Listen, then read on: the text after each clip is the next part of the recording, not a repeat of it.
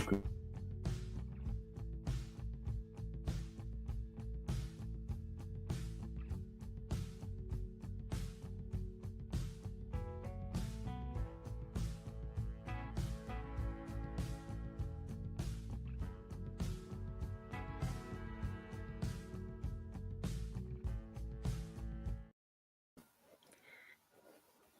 Good morning.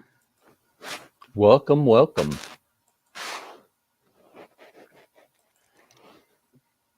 Miss Beautifully is on our YouTube side with Paul. Good morning, beautifully. It is a beautiful morning. Indeed. I actually Sibling didn't check. here. Yes, our favorite sibling. Brother to us all. Brother revelry. Sorry.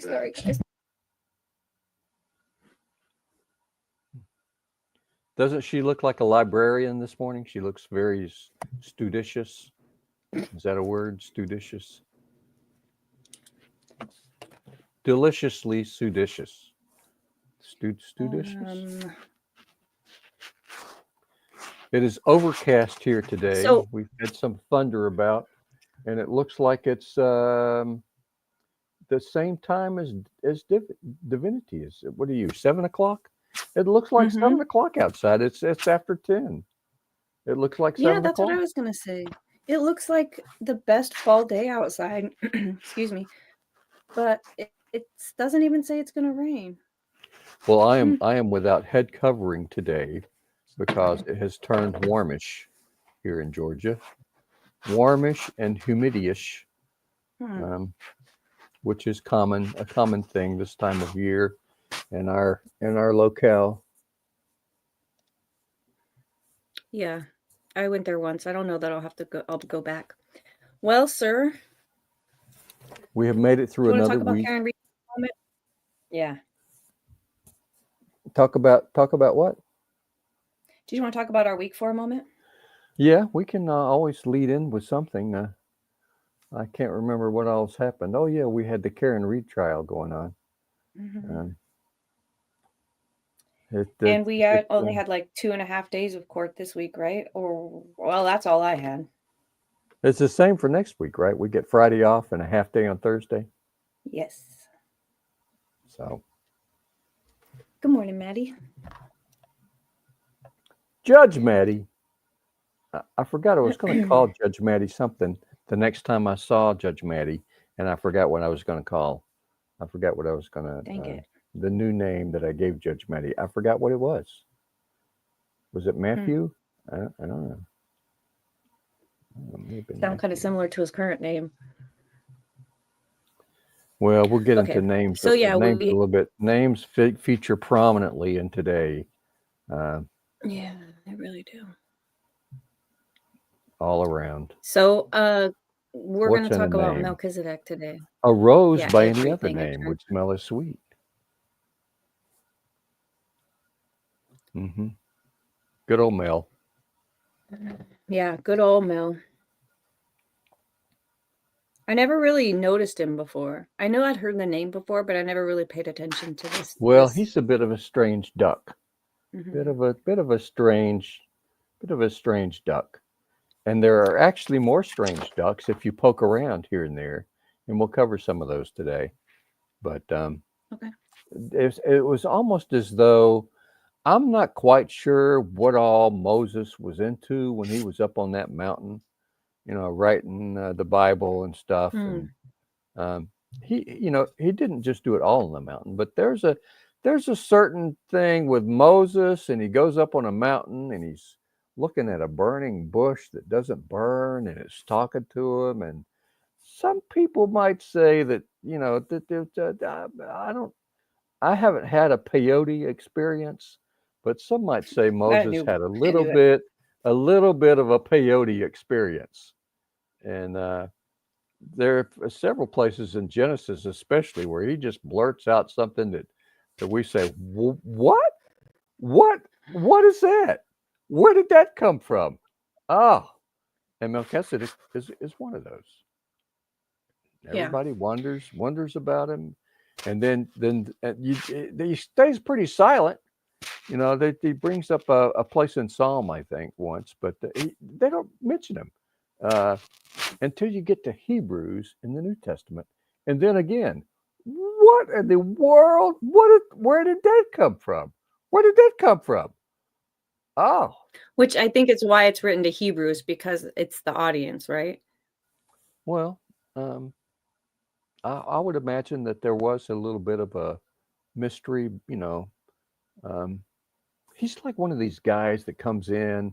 Have you seen the old westerns? You know, this guy just shows up. He comes through the saloon doors, and he's got this stranger. You know, he's got the spurs. You know, that are rattling on his boots, and he saddles up to the bar, and everybody stops doing whatever they're doing, and they look at him.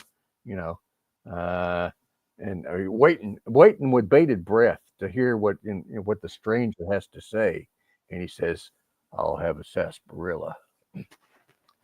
No, he And says, "You got water?" you just And everyone wonder. looks at him. wonder.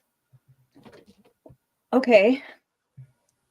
The old West was a lot that way, you know. People just kind of showed up, you know, all of a sudden, like, and Genesis is a little bit that way. You know, you had these Nephilim that just, what? Nephilim? What? Who are they? And they just show up out of nowhere.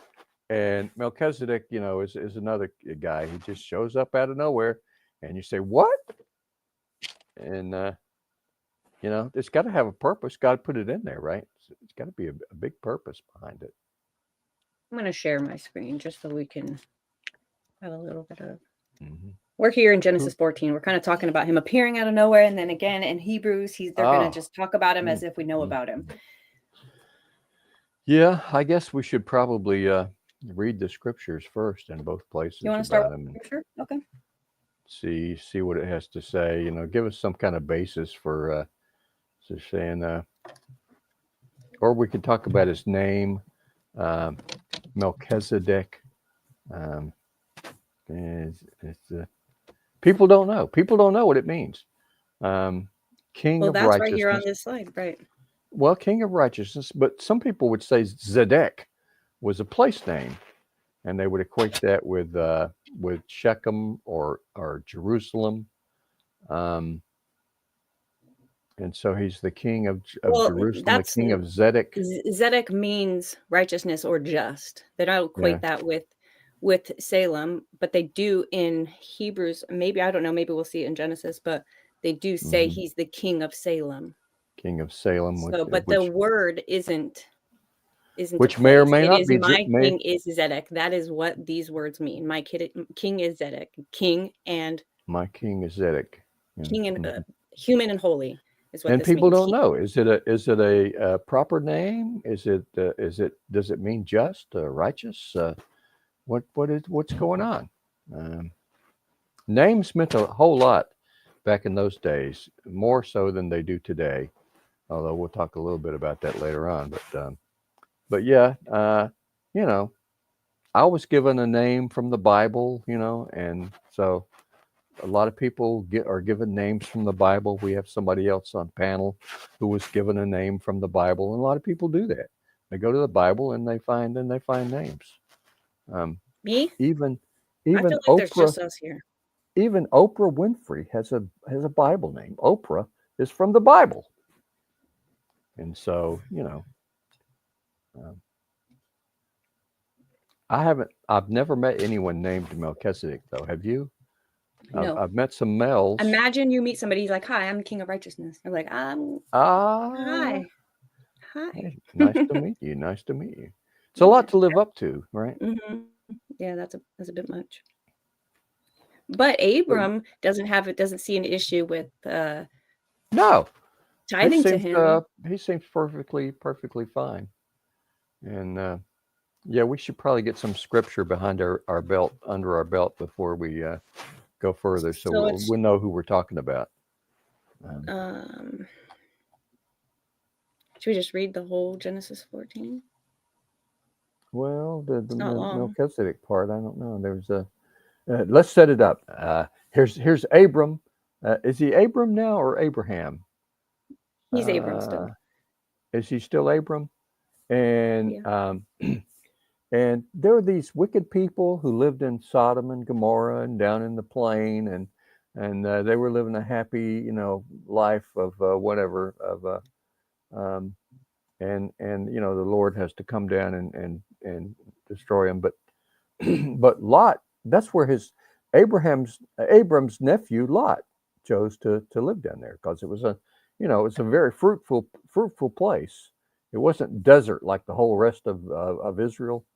And so Lot decided to go down there, and these kings came down and did warfare on the people, and they took Lot captive. They took him captive and led him away. And so Abraham got all his crew together and said, "Well, let's go rescue him," and that's what he did. And so that kind of sets up the story. Okay. And then you just want to read where they mention his name? Where should we start, man?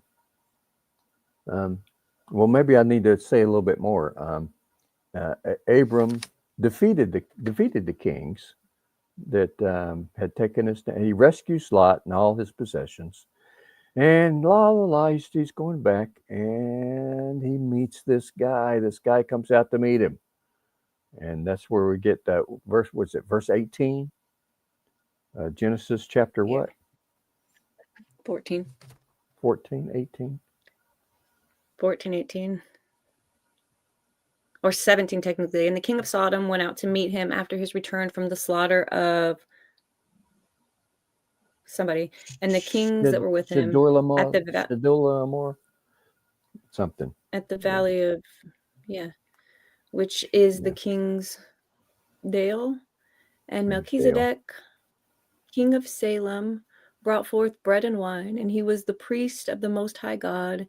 And he blessed him and said, "Blessed be Abram of the Most High God, possessor of heaven and earth, and blessed be the Most High God, which hath delivered thine enemies into thy hand." And he gave him tithes of all. And the king of Sodom said unto Abram, "Give me the persons and take the goods to thyself." And Abram said to the king of Sodom, "I have lifted up my hand unto the Lord, the Most High God, the possessor of heaven and earth, that I will not take a thread, even to a shoelace, maybe, and that I will not take anything that is yours, lest you should say that you have made Abram rich, save only that the young man has eaten and the portion of the men which were with me." In other words, this king came and was like, "Hey, you give me the people, I'll give you the stuff."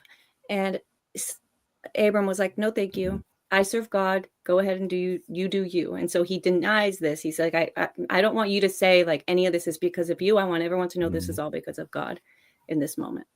King of Sodom was a wicked guy. Yeah, but he does take the bread and wine from Melchizedek. And so what's that mean? Yeah.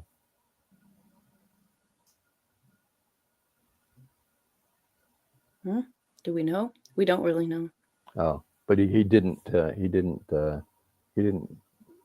He said, "I'm under an oath to this other guy, Melchizedek, the king of Salem. I'm not supposed to, do anything with the spoils." Let's switch it to one you like.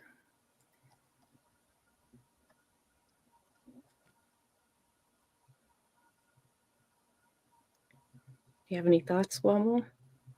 Then Melchizedek, king of Salem, brought out bread and wine. He was priest of God Most High. Now, let's get into it a little bit. There's a lot of confusion in the Old Testament. You guys remember Baal, right? Baal. And we talked about Baal before. El Shaddai, Elohim, the different names of God. El means God, a little g, and so a lot of names have El in the name. Zerubbabel. I don't know. There's a lot of. They have El at the end of their name. Those ones. Yeah, a lot of Hebrew names have El in it. Well, there's one of the ways that the children of Israel got into so much trouble with Baal worship was it was a little confusing. The Canaanites had a mythology too, people that they worshipped and whatever. Well, El was their chief god in Canaanite uh, deities or whatever, and Baal was his son. And so there's a possibility that Melchizedek could have been a Canaanite who worshipped El and Baal and the Canaanite worship. Or so when it says priest of God Most High, that could be when we see that we think of God Most High. In fact, I think it got a capital G and a capital M and a capital H. It's the one guy, right? The big guy, the guy that we worship, God Most High. That could be true, but it could also be true that it's this other Canaanite deity, and so we really don't know. And well, we really do know because it's capitalized, and we know what that. They might have had a question if somebody. It's confusing. It's confusing. And I'll go ahead and mention. We'll get more into it later, but I'll mention too that there's a couple of ways of looking at Melchizedek. Was he a Christ-like figure, or was he a real human being who lived at that time and was the king of Salem? And people go either way. Was he both? Could you be both, a Christ-like figure and the king of Salem? And what was his Salem? Was it Jerusalem? Were these the Jebusites or the Canaanites, the Jebusites who, when it's over 1,000 years later, when David comes, when the children of Israel come back into the land, and David's conquering all these places, and he conquers the city of the Jebusites, Jerusalem, but it's not really much of it's not much of a battle, or not much is said about it. He just goes in, takes over, and that's where God places His name, and the temple is built. David doesn't get to build it because he was a man of bloodshed, and we could talk a little bit more about that too when we get into pacifism. David was not allowed to build a temple. Only Solomon was allowed to build, because David was a man of blood. He was a warrior. Anyway, I don't know if I've made any sense. But he does say, "Blessed be Abram by God Most High, creator of heaven and earth. And praise be to God Most High, who delivered your enemies into your hands." So it certainly sounds, if you're a Hebrew reading that, or a Christian reading that, you're going to think of God, right? You're going to think, this is Most High God, and He's delivered your enemies into your hands, and this is this is a good guy. And Abram, who's had faith, gives him a tithe. Gives him a tenth of everything. Or at least a tithe. Tithe is really a better way of saying it. A tithe of everything. Maybe it was a tenth, maybe it was more or less, but it was a tithe of everything that he had brought back from conquering these other guys. He gave to this priest of Salem, priest of the Most High God, El Elyon. So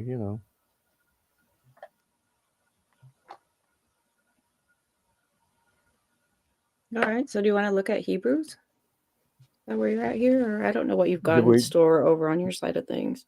Did we finish all? I don't know. Pretty much. I mean, that's the end of. That's the end of that chapter. Well, yeah. Let's go over to Hebrews. Hebrews is where it gets really interesting, anyway. Hebrews chapter 7. You want to do it 7? Well, you can go wherever. It's fine. he is mentioned a few times in Hebrews, but mhm.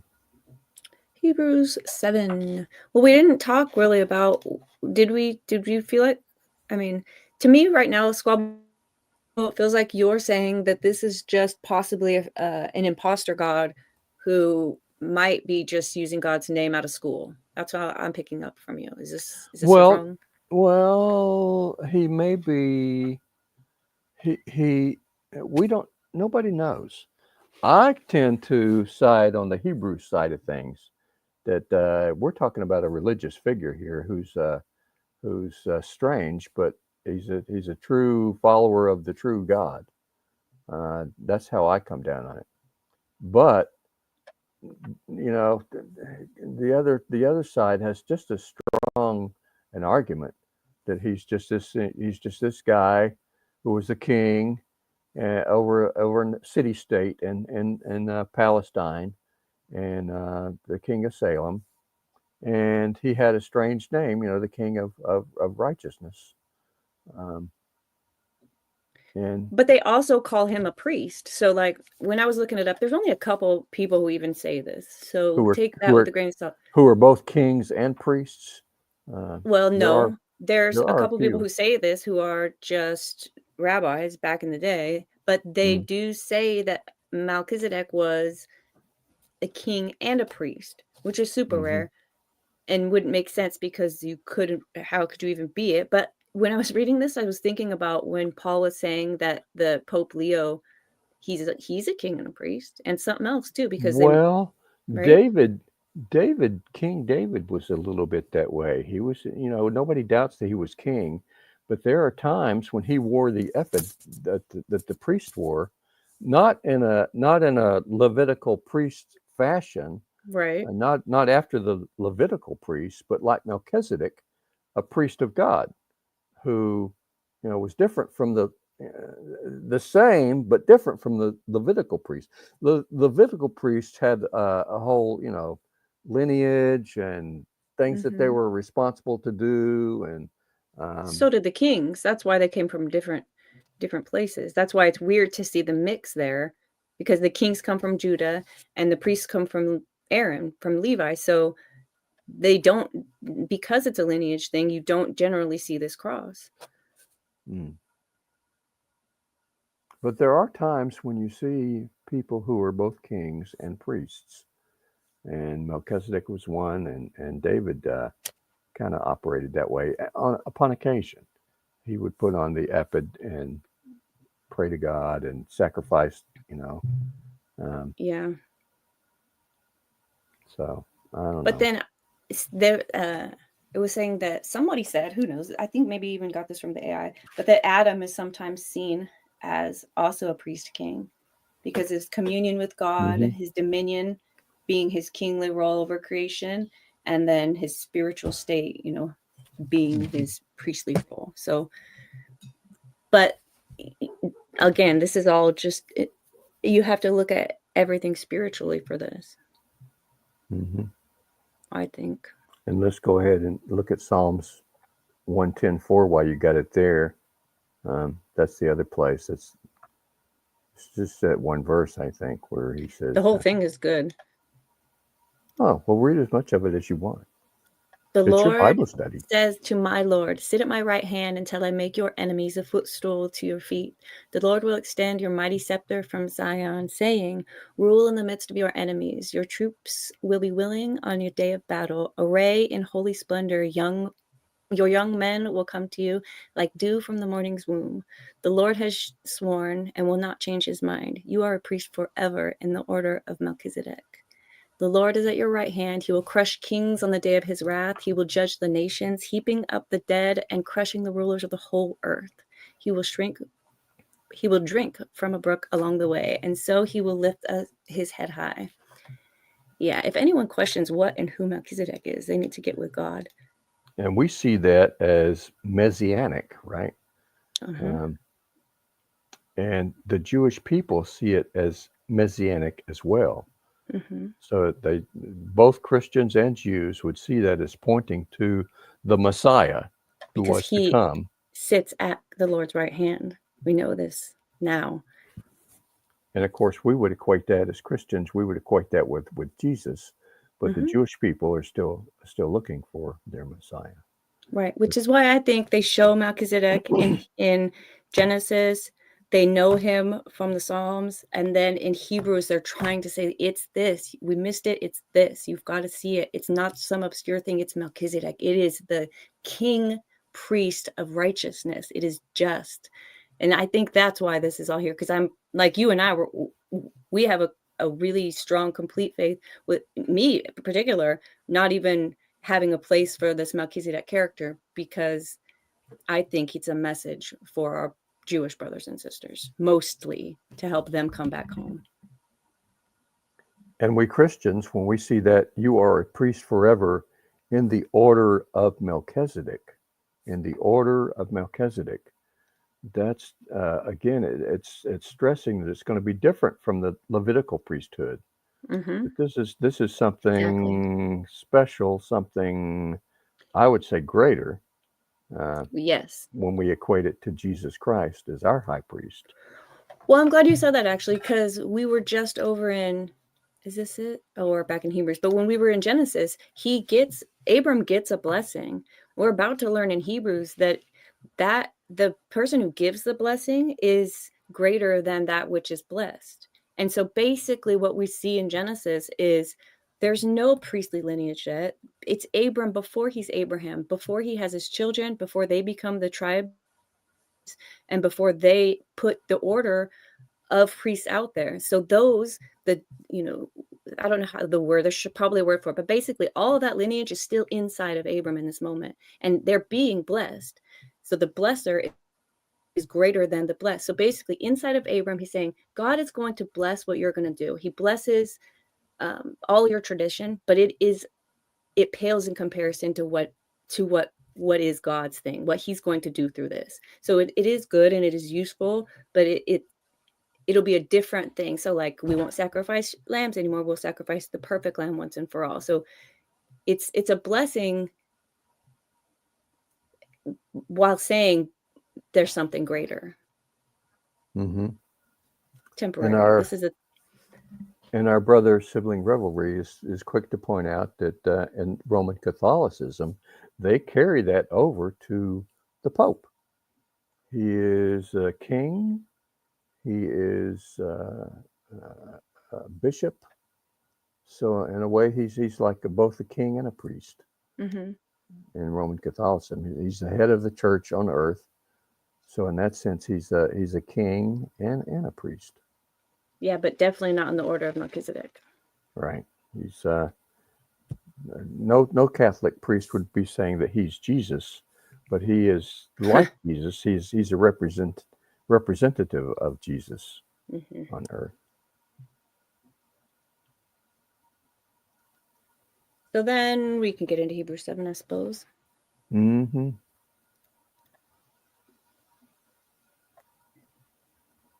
This Melchizedek was king of Salem and priest of God Most High. He met Abraham returning from the defeat of the kings and blessed him. And Abraham gave him a tenth of everything. First, the name Melchizedek means king of righteousness. Then also, king of Salem means king of peace. Without father or mother, without genealogy, without beginning of days or end of life, resembling the Son of God, he remains a priest forever. He remains a priest forever. Right there where it says king of Salem, I looked that up and I went ahead and used the Niv concordance, and Salem means peace. So Shalom, king of Shalom. Salam. The king of peace. Yes.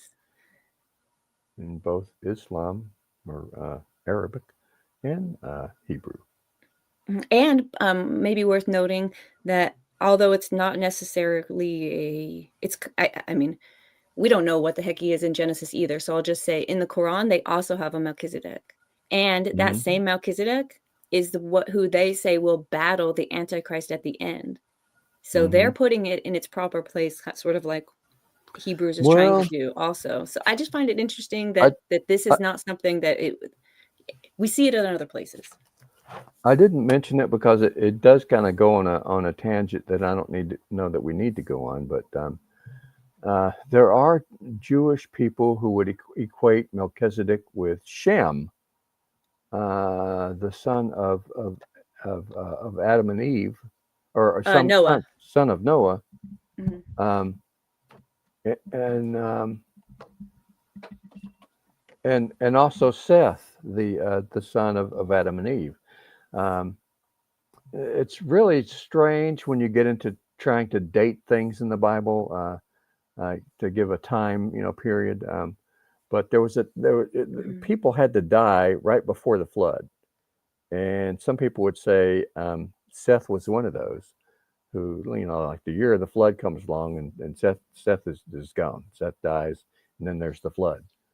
Um, which is kind of odd because God was going to destroy the world, and yet Noah, it seems like it's just Noah who finds favor in God's eyes. So maybe that was just after the death of Seth. I don't know, but there's a lot of people in Jewish, the way that Jews try to explain things in the Talmud and the Mishnah, and they go back and they say, well, this Melchizedek is sort of a um, sort of a Seth Shem kind of guy. I don't There's know also where they get that from because when you get and they don't accept the New Testament, so they're not looking at Mhm. without father or mother, without genealogy, beginning of Right. days or end of life. Um, but anyway, that's one tangent, and then But they're not um, looking at that, but that's just it being written down for us to look at. They probably knew that. It being written down, it's just setting it in stone. I'm sure it is something that is spoken about. and then some Muslims, not all Muslims, but some Muslims would equate Melchizedek with Michael the archangel, and that's where you get into the battle of Satan with Satan. They would claim that this Melchizedek is actually Michael, the archangel. Um, but it's very strange when you look at it. Which actually makes sense because, when you look at the did you look at any of the so when they found the Dead Sea Scrolls, it has a part for Melchizedek in there. Mm, And in there, they actually hold on. Oops, let me go to this really fast. It's this. There's this so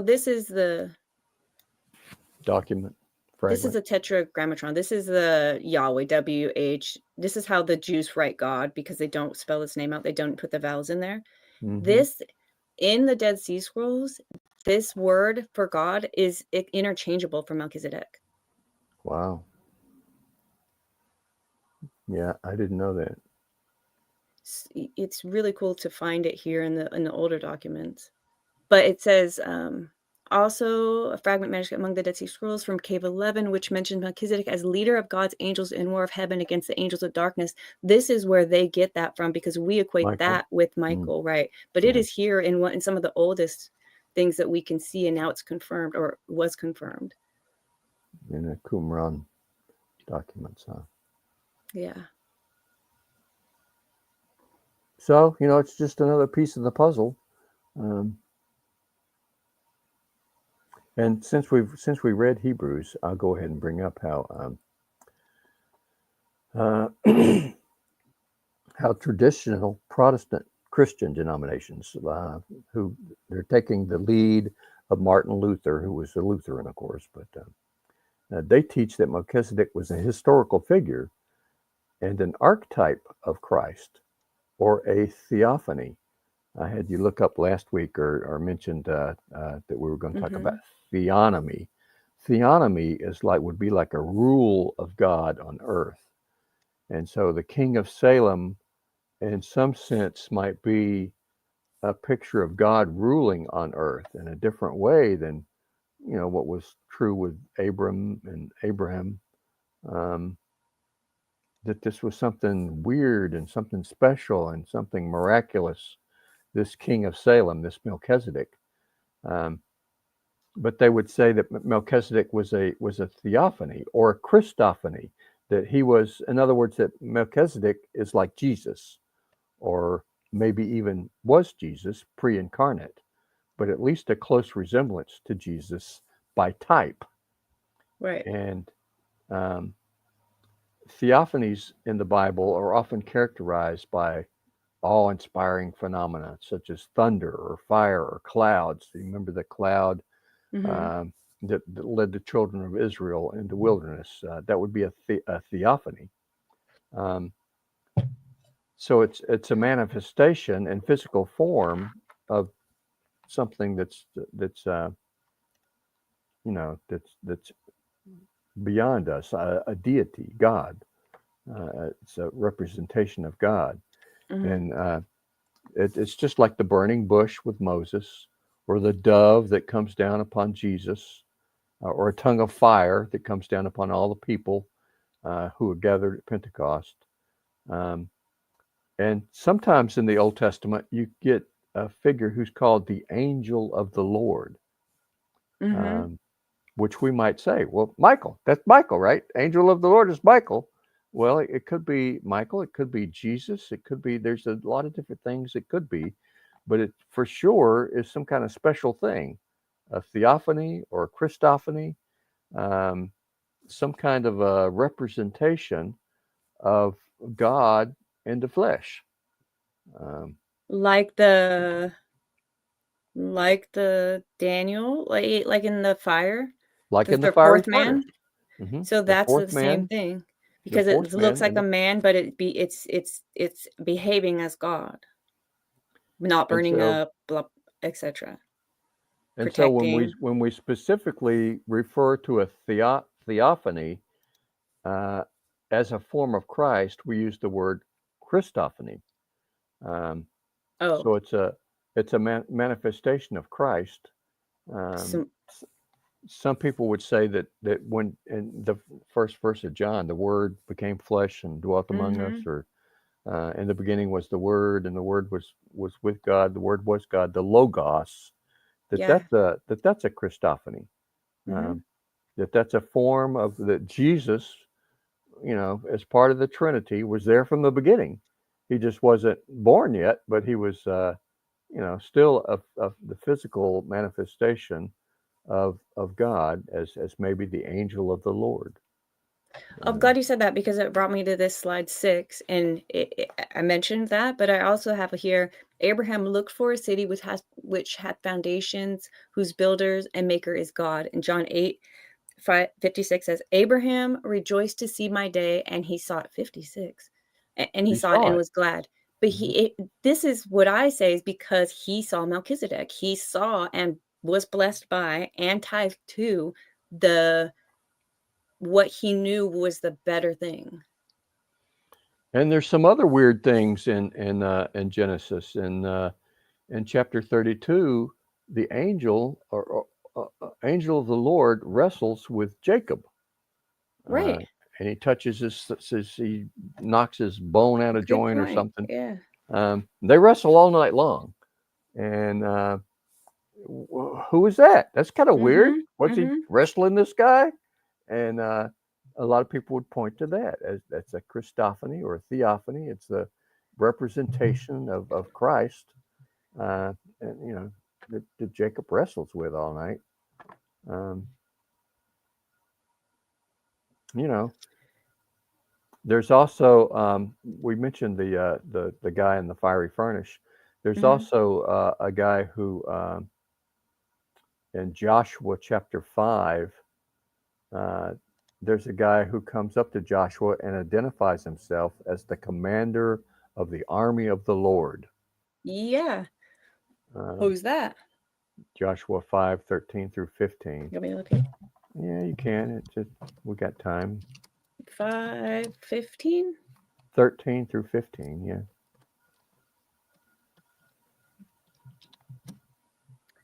Let's see it. It's just one of these weird things, that Moses, Now, I don't know. it says now when Joshua was near Jericho, he looked up and saw a man standing in front of him and with a drawn sword in his hand. Joshua went up to him and asked, "Are you for us or for our Who, enemies?" who are you? Neither, he replied, but as commander of the army of the Lord, I have now come. Then Joshua fell face down to the ground in reverence and asked him, what message does my Lord have for his servant? He fell down to the ground. Wow. Take off your shoes, for where the ground you are standing is holy. So you had to be somebody special, right? Indeed. He says, I'm neither for you or against you. I work for the Lord. Yeah, I love that. Wow. So it's just one of those other things, you know. And every once in a while, Moses throws one of those out to the children of Israel and said, well, wow. It kind of gives you pause to, you know, you go back to your daily life and you say, and you know, you're looking around, you're wondering, you know, your car has trouble and this guy shows up, fixes your car. And where did he go? Where did he go? And, you know, there have been stories like that where people say, well, that's an angel. That's, you know, something that, you know,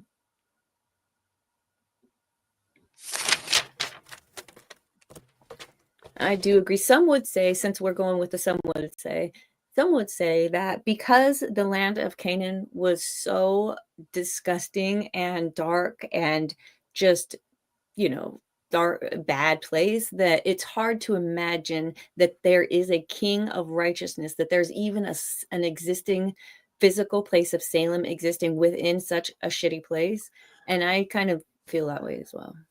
I do believe this is a spiritual message. I don't believe it's a real thing, even though the Jews have gone out of their way to make him real because it's easier to deal with it if he's real.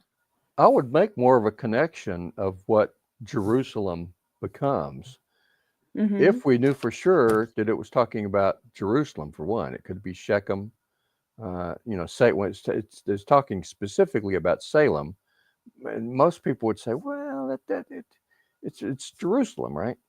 And then that's 1,000 years away. What happened? If this king of Salem was you know, this Melchizedek was such a holy figure, what happened over the 1,000 years? You know, was God doing something ahead of time in Jerusalem that would become the place where he placed his name forever? In that 1,000 years before David comes and takes the city? What does I don't know. Jerusalem mean? If Salem means peace, what does the beginning part of that word mean? City of peace, right? City, so that just means city? Jerusalem? I think it means city of peace, yeah. Okay, well, then that could make sense. And so maybe it became a physical city after it was just a spiritual dwelling, because they've kind of, no offense to the Jews, but they kind of did that with everything. They made everything that God wanted physical instead of spiritual like intended, until Jesus came and showed the way. Let's don't rely on Squab. Let's look that up and see. Okay. Jerusalem. Let's look that up and make sure. Because, you know, Squab is old and things rattle around in his brain and they pop out here and there. And you know, Let's see. The word Jerusalem comes from an earlier Canaanite form like Yerushalayim, probably meaning established by the god Shalim. The name is compound, house or town, and peace. So you're right. House or town. So of peace. So peace. City or town. Yeah, you had it. Yeah.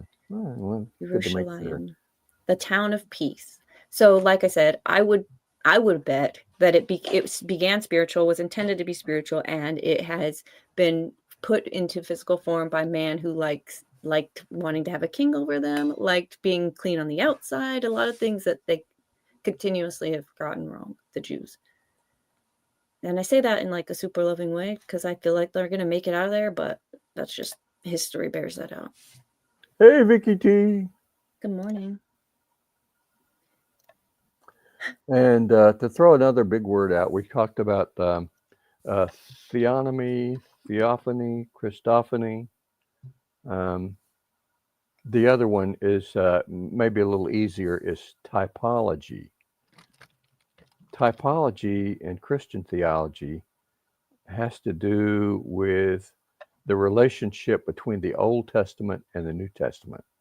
Things that we see in the Old Testament that foreshadow things that we see in the New Testament, like Jonah in the belly of the whale for 3 days, and as prefiguring Christ in the tomb for 3 days, that would be a sort of a typology. That Jonah would be a type of Christ in that sense. And we see that over and over and over and over. How the Jewish people get by this and still deny the New Testament is beyond me. But there's so much. If you look in the Old Testament, that it foreshadows what comes in the New Testament. Well, I mean, like just looking at what happened when they hung Christ on the cross, like they are looking for the second coming Christ as their conquering king. You know what I mean? If you're looking for that, then the baby in the manger is definitely, you're gonna be like, no, thank you. That's not my king. You know what I mean? And then, like I said, a lot of these, Josephus is even one of them who would put Melchizedek as a real person. And so if they have their top scholars bending their bias toward not changing, it makes it hard for them to see it. And let's give credit where credit's due, I guess, too. I think Satan blinds people's eyes, and he, keeps them from seeing the truth. Yep. But another one would be right? You guys remember the story of Isaac, Abraham's son, when he takes him to Mount Moriah to sacrifice. He says, "Where's the lamb? Where's the lamb for the burnt offering?" God had told him to sacrifice Isaac, and so Abraham tells his son, God will provide the lamb for the burnt offering. And so when we say typology, that prefigures again Christ. Christ's sacrifice for us. God's going to provide the lamb. Well, that's what I was saying when they left Egypt, when we did the show on Passover, is that was just Joseph's life. In fact, when you talk about leaving Egypt, Joseph's life was just oozing over with prefigures and with typology in relation to Christ. Even in name, we start getting confused. Even their names. But both were rejected by their own people. Both became servants. Both are betrayed for silver. Both are falsely accused by false witnesses. Both attained the position of being at the right hand of for Joseph it's Pharaoh, for Jesus it's God or the Father. Joseph was 30 years old when he stood before Pharaoh, and that's when Jesus started his ministry at the age of 30. There's just correlation after correlation after correlation between Joseph and Jesus as a type in the Old Testament to the New Testament. Well, even with the sons, Jacob puts on his brother's flesh. Jacob is the second born and gets the blessing of the firstborn because the firstborn sells it out for a meal. Like it's literally all pointing to what we can expect through Christ. We also put on Christ. When we hang on the crosses, when God looks at us, he sees Jesus. He doesn't see us because we are wearing his flesh. We are, as far as he's concerned, the firstborn, and we inherit that blessing, same as Jacob did. And we're not the first. We aren't the first. Jesus was the first, and Jacob wasn't the first either. His brother was, but because we're children of the blessing, we become Israel in that moment. And then John 3:14 brings up Moses. As Moses lifted up the serpent in the wilderness, even so must the Son of Man be lifted up. So that's a prefigure. That's a typology of Christ. For those who may not remember the story, all the people were dying by some kind of plague that God had sent. And Moses lifts up the serpent and says, "You look at the serpent and you'll live." And it's the same with Jesus. Jesus is lifted up. You look to Jesus and you'll live. That's like the modern or the forerunner for that what is it? Something that the medical people still have on there. The snake lifted on the pole. Oh yeah, the medical symbol. Yeah, that's kind of where they get that from, huh? Mm-hmm. Look to the serpent, and you'll live. Caduceus. Yeah, there it is. Look to the serpent, and you will live. We still do this. And we mentioned before when we were talking about the holidays, the Jewish holidays, this will make divinity so happy. The Jewish holidays prefigure the whole life of Christ, the Passover, all that stuff. Yeah, that's what I just said. And that's why they're forever. That's why nobody can say, oh, we don't do that anymore. My ass, he said, do this in remembrance of me. Yeah, forever. Yeah. If you look at them through Jesus' fulfillment, they're forever.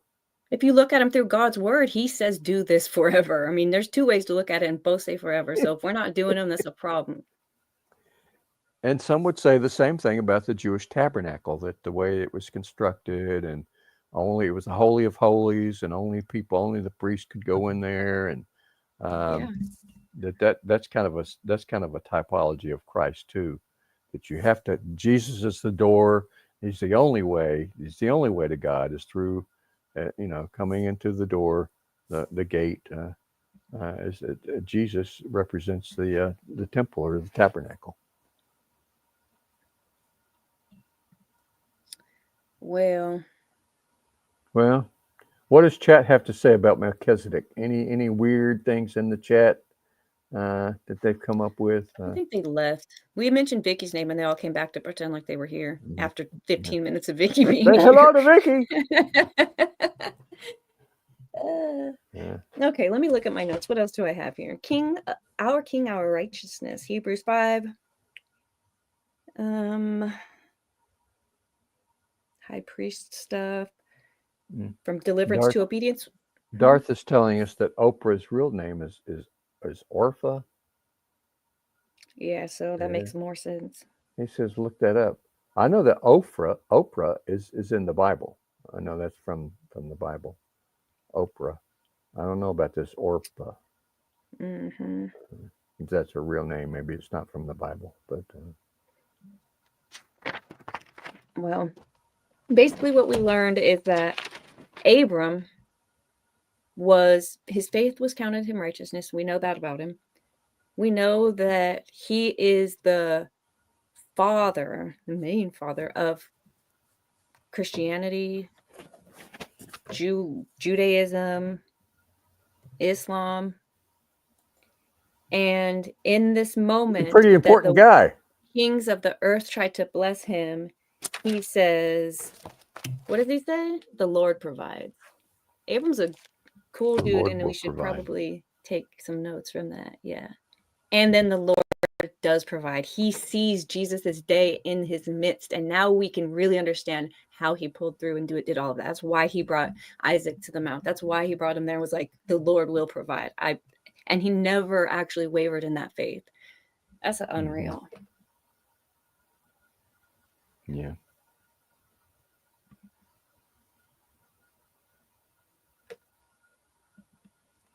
I think chat may be a little upset at us because they're not on panel this week. That's what I think. Calm down. We are all here. Squab is on panel. Everybody in chat is jealous because Squab is still on panel, and nobody else is here. But with divinity, but me. I don't think I could have got him back this week. I'm not gonna lie. They could have got my sister back, maybe. But let's face it. We're not too sure where chat comes down on between tulips and daisies. Most of them are probably sort of lean towards daisies, but you got to commit. You got to be either to be here. You have to be either a tulip or a daisy. That's what's in the background. And so, if you're a tulip or a daisy, welcome. Yes. What? Did I ignore you? Did I ignore you, Darth? I'll never do a panel with you again, Squab. What did I say? Is it because of the elephant thing? Can't be the elephant, right? There's more about that too, if we're ready for any of that yet. But An elephant? I don't even Yeah, remember that well, part. no, a pig. It was a pig. It was a pig, Darth. Darth claims that I gaslit him, and so he's saying, no, I'm not gonna be on panel with you anymore, Darth, because you gaslit me. Well, you're supposed to come on panel and defend yourself I don't think we're and going to do that. say Church. what a gaslighter squab is. It's what you're supposed to do. Um, about as rude gets. Ignored, interrupted the whole time. That's part of what if we're ready yet. I don't know if we're ready yet. Okay. I feel terrible. I feel terrible about that. And I had it in my terrible thing to say. So I was going to Okay, apologize. hold on a second. Hold on, I did something wrong.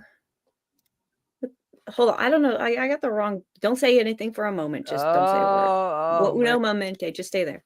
I gotta get the right thing here. That's not right either. Hold on, Squab. Don't talk yet. Add to stage. Okay, I'm gonna fix it from here. You can just go ahead. Oh man, I feel so terrible. I feel so terrible. You know, to forget Darth. The one I feel most terrible about. I feel it felt really bullyish for trampling all over our other guest. Not Paul, not Darth. They're guys. Guys are supposed to tough it up. Tough it up, guys. You know, you're supposed to be, men. You're supposed to take it like a man. But I trampled all over the Cornelius brothers and Sister Div. I interrupted her like a dozen times.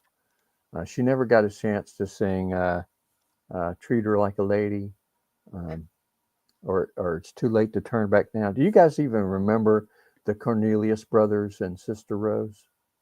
No. You don't know who they were. I believe I'm falling in love. That was "It's Too Late to Turn Back Now." It's too late to apologize. Treat her like late. You got to treat her like a lady.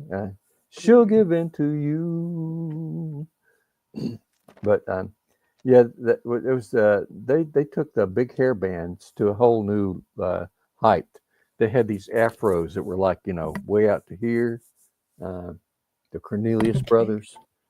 I could Google them up if that'll help. Let me just Google them. Oh yeah, bring them up. Bring them up. The Cornelius brothers and Sister Rose, Sister Div. But they were from back in the 70s, late 70s. The group disbanded in 1976 when Carter Cornelius, one of the Cornelius brothers, became a Black Hebrew, joined the Black Hebrew sect in Miami. He adopted the name Prince Gideon Israel of the Nation of Yahweh. All right. So he was a Black Hebrew, and that's kind of what split up the group. He left and became a Black Hebrew, and then his brother became a Christian pastor, and his brother Eddie, he started a Christian ministry down in Florida. I think he's still alive and leading his ministry, but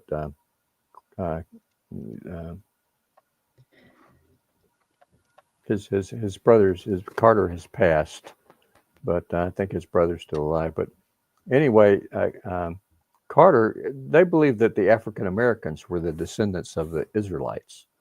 Is where that kind of came from. Yeah, take that, Pope Leo. Ha. Yeah. And, or is he black too? You know, it was part of the Black movement. The blacks kind of came into their own in the 60s and 70s and struggled with civil rights and Martin Luther King and all that kind of stuff. And so they came into better prominence. I really credit. You talked about somebody. Who was it? But I credit Black people with saving Christianity in America. For a long time, they held the banner. They held the banner of Christianity in America because the Black people did. That's on my bingo card. Was Jesus' banner holder. They were like the Hebrew children who were slaves in Egypt, and I never learned this in school. Yeah, they were just like the Hebrew Was it on children, June 19th? I did hear about but in this. America. And so I really credit them for holding the light and guarding the light. They came up with all these spirituals when they were, picking cotton and stuff, and all their slave work. They sang spirituals. They looked to God for deliverance. Um, free at Oh, they last, did the free at Jesus last. Thank God through Almighty, I'm free at suffering. last. Amen. And Wait, that had to been after, right? well, I'm just saying that they were a bright light for Okay. Christianity for a long time in America. When we were in darkness, we had some dark days, um, you know. And some Believe people you. say it was just the South. No, it was the North too, South and North. It was dark days. The whole world looked down on black people as being inferior. They had scientific proof, Um, that's why science is wrong too, because Well, it is. science got everything wrong back in the day too. It wasn't just us Christians or whatever. Everybody got it wrong. We've got questions. Don't get me wrong. Blacks in America were strong Christians, but held the banner. They held the banner, man. They held the They, banner I for. mean, if they can, anyone who They suffered for praises their in the faith. midst of suffering, yeah, that's pretty legit. Yeah. That proves that you do believe in your God, that you'll praise him, that in the storm. That is like true. I could see why that would last longer than this Christianity like I was brought up with. And you did get some people that, for all their suffering, God bless them, but they kind of went in the wrong way. I'm not going to say Malcolm X was one of those, but some people would say um, that, Martin Luther King was for nonviolent change, and that wasn't true with all people who were oppressed, whether you were black or something else. Oppressed people have not always stood up for nonviolent change. Some of them have stood up for violent change. Yeah. And we Americans were that way. We said, "Forget you, British people. We're going to pour your tea in the. We're going to knock your tea overboard, and we're going to protest, and we're going to rebel. We're not going to pay our taxes to England. We're going to establish our own." That's the As we only should reason. have. The whole reason for America is we didn't want to pay our bills. We didn't It's want to not that we pay didn't our want to pay our bills. bills. We didn't want to pay our bills with nothing to show for it. Well, we did And we should do taxation this without again. representation. We wanted to have representation. Amen.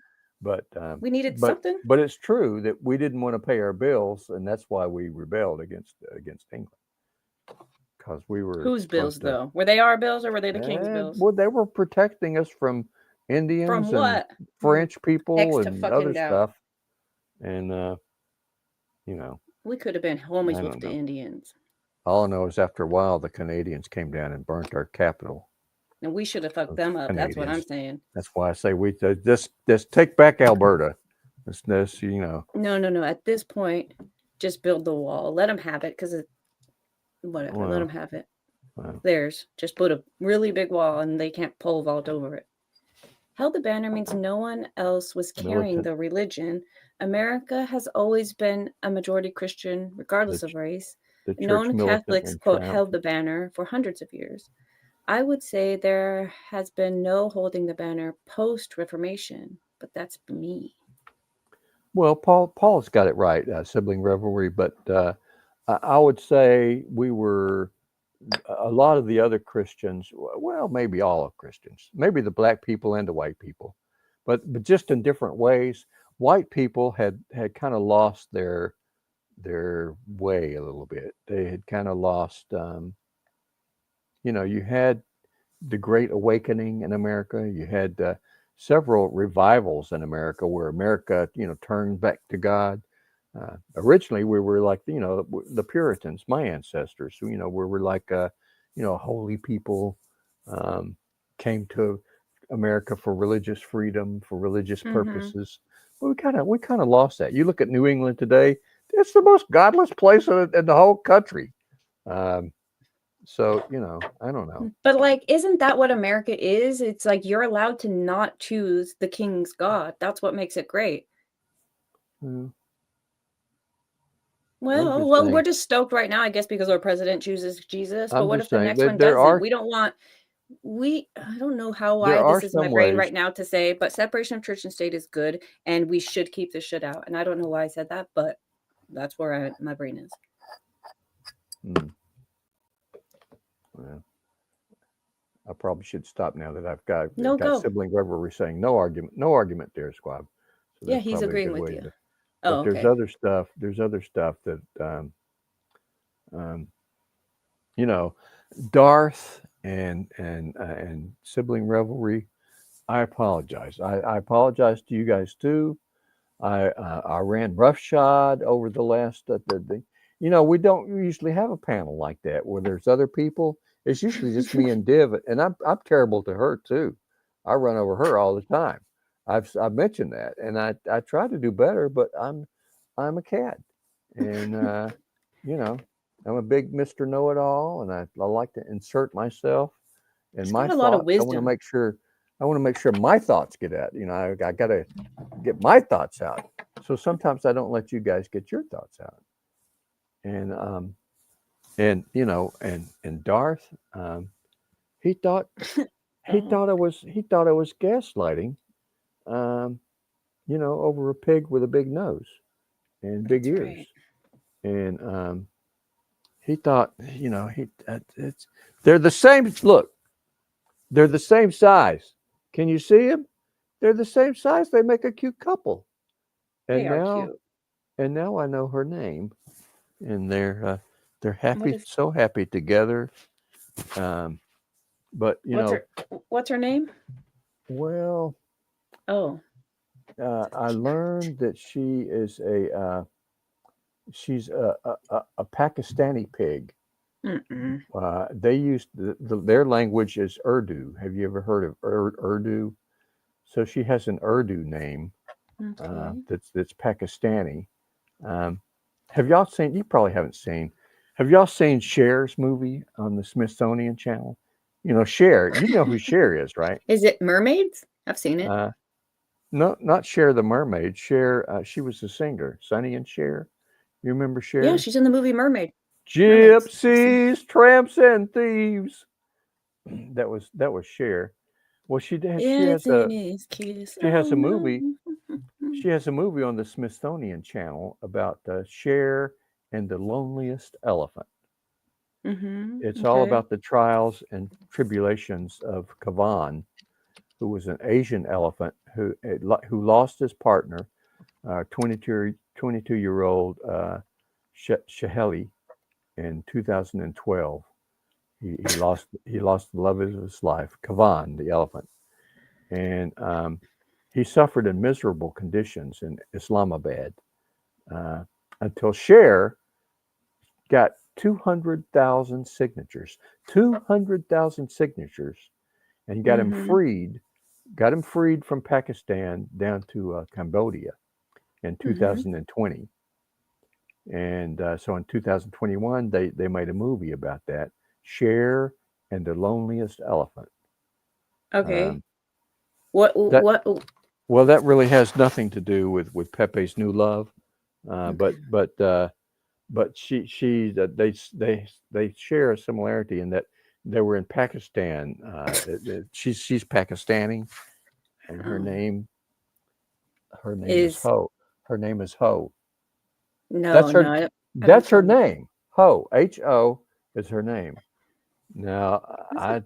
when you come to America, I'm not sure how that's gonna.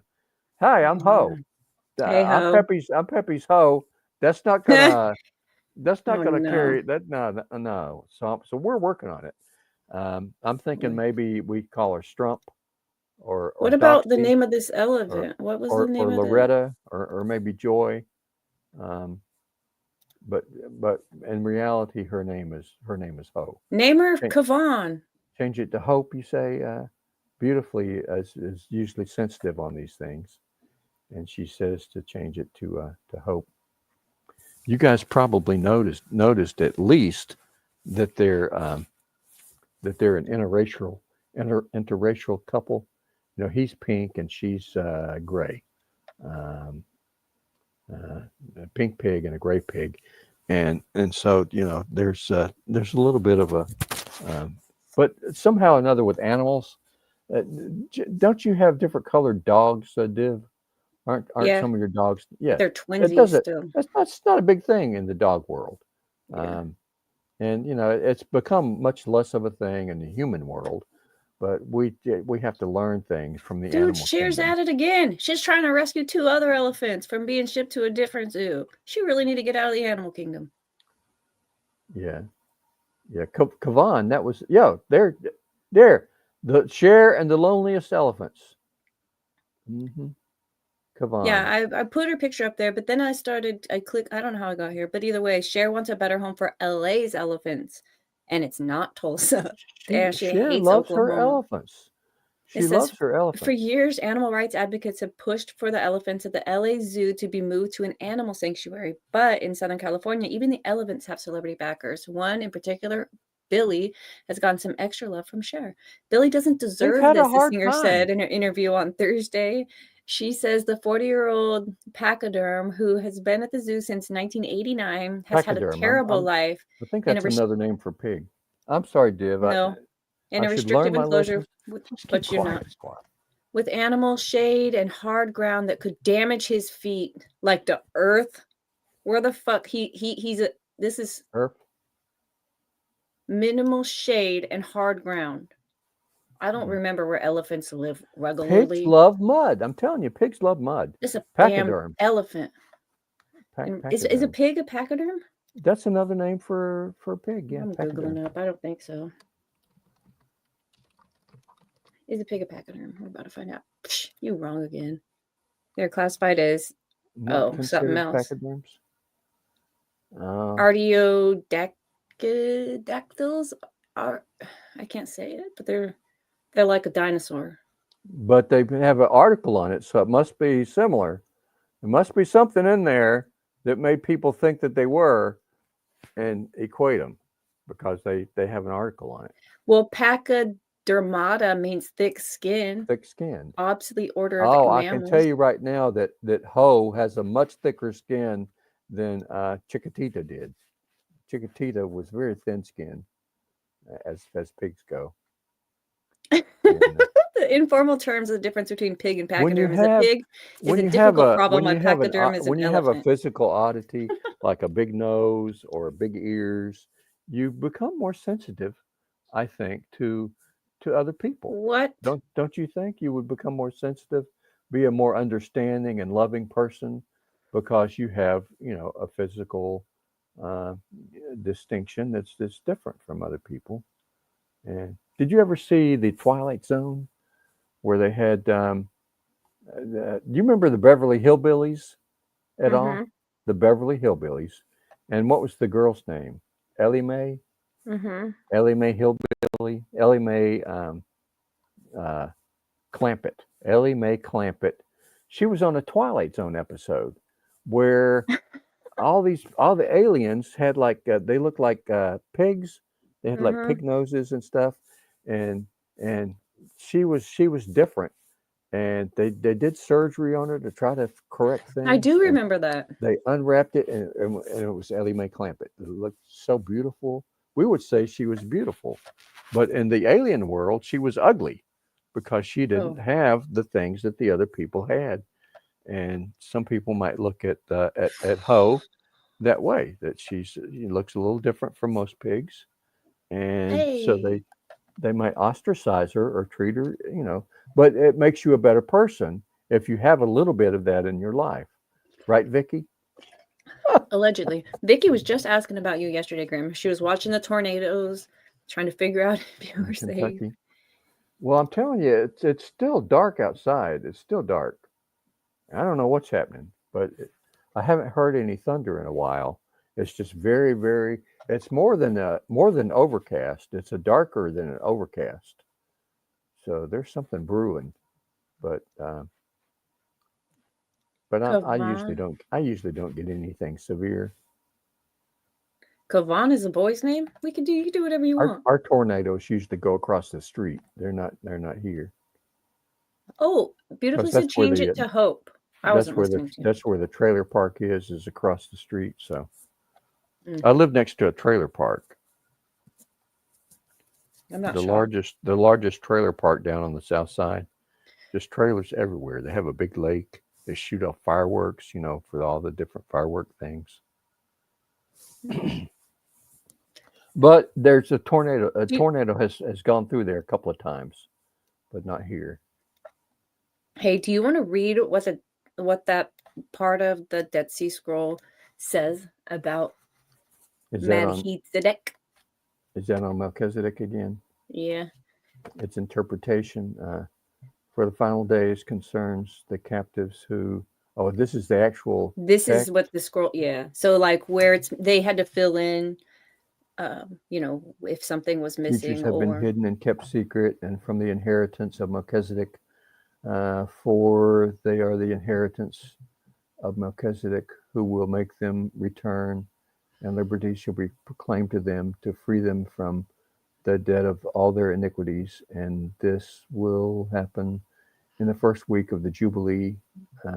Yet Melchizedek is in the book of Jubilee as well. Mm-hmm. All the days of the atonement is the end of the 10th of Jubilee, in which the atonement shall be made for all the sons of light, for the men of the lot of Melchizedek, according to the time of the year of the grace of Melchizedek and the armies and the nations. Yeah. It's I can't really make a lot of sense out of it, but it's at least throwing his name out there several times. Well, I think if you weren't live, you would just read it regular and it would make sense. The interpretation for the final days concerning the captives whose teachers have been hidden and kept secret from their inheritance of Melchizedek. Well, they're talking about God. This is another word for God, right? We know that this is interchangeable. For the inheritance of God, for they are the inheritance of Melchizedek, who will make them return, and liberty shall be proclaimed to them to free them from the debt of all their iniquities. So what Melchizedek did is proclaimed the day of, what is it? Atonement. Day of Atonement. Yeah. But people equate him to Jesus, which I think it does a disservice to Jesus, because Jesus actually does have a beginning and end, purposefully, right? We know his lineage. The Day of Atonement, where he comes from. The Day of Atonement, in which atonement will be made for all the sons of light. Yeah. The men of the lot of Melchizedek. So basically, it sounds like this is saying the first Jubilee, which maybe was when Christ came, and will end with the last Jubilee, which was when he will come back, and there will be the judgment. It is a time of year, the grace, which follows Divinity is a much better reader than I am, and she makes a lot more sense of things. And Squab reads things, and it just gets all jumbled up in his head. He just things are bouncing around, and he's thinking about other things. He's looking at Vicky and talking about Max and Hale. I don't even know who those people are. That was the other thing. Oh, man. I'll let you get through this stuff before I bring up more bad stuff. But no, I mean, I don't know if I was really going anywhere with this. I was just thinking. There's a blowing of a trumpet. You're not going to talk about that? The year of Jubilee. Well, we didn't. No, because I don't really know where to go from here. Okay, well, I know exactly where to go. Go then. It is not. We broadcast these things on Saturday mornings. Well, round about Tuesday afternoon. So I don't know how many days that is. I'll let Divinity do the math, because Vicky and Grimsbar and the beautifully we can't Squab, we can't do math. We can't. So round about Tuesday afternoon, and the absence of a Karen Reed trial. I guess Tuesday was a day off or something. What happened Tuesday? Oh, she was sick. Yeah. She got sick, and so I wandered around looking at stuff. I wandered over to Urban Dictionary, Mm-mm. and I finally looked up dirty turkey. Oh no. Oh man, sibling, mercy me. Oh, I feel awful. I feel just Oh, awful. I didn't know what this was I had no either. idea. I thought when you said dirty turkey, it was like, a bad turkey.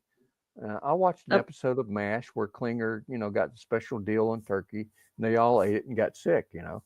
Um, I thought it was something like that. It's just like dirty turkey. Oh no! Oh no! crack pipe made out of Oh alcohol bottle.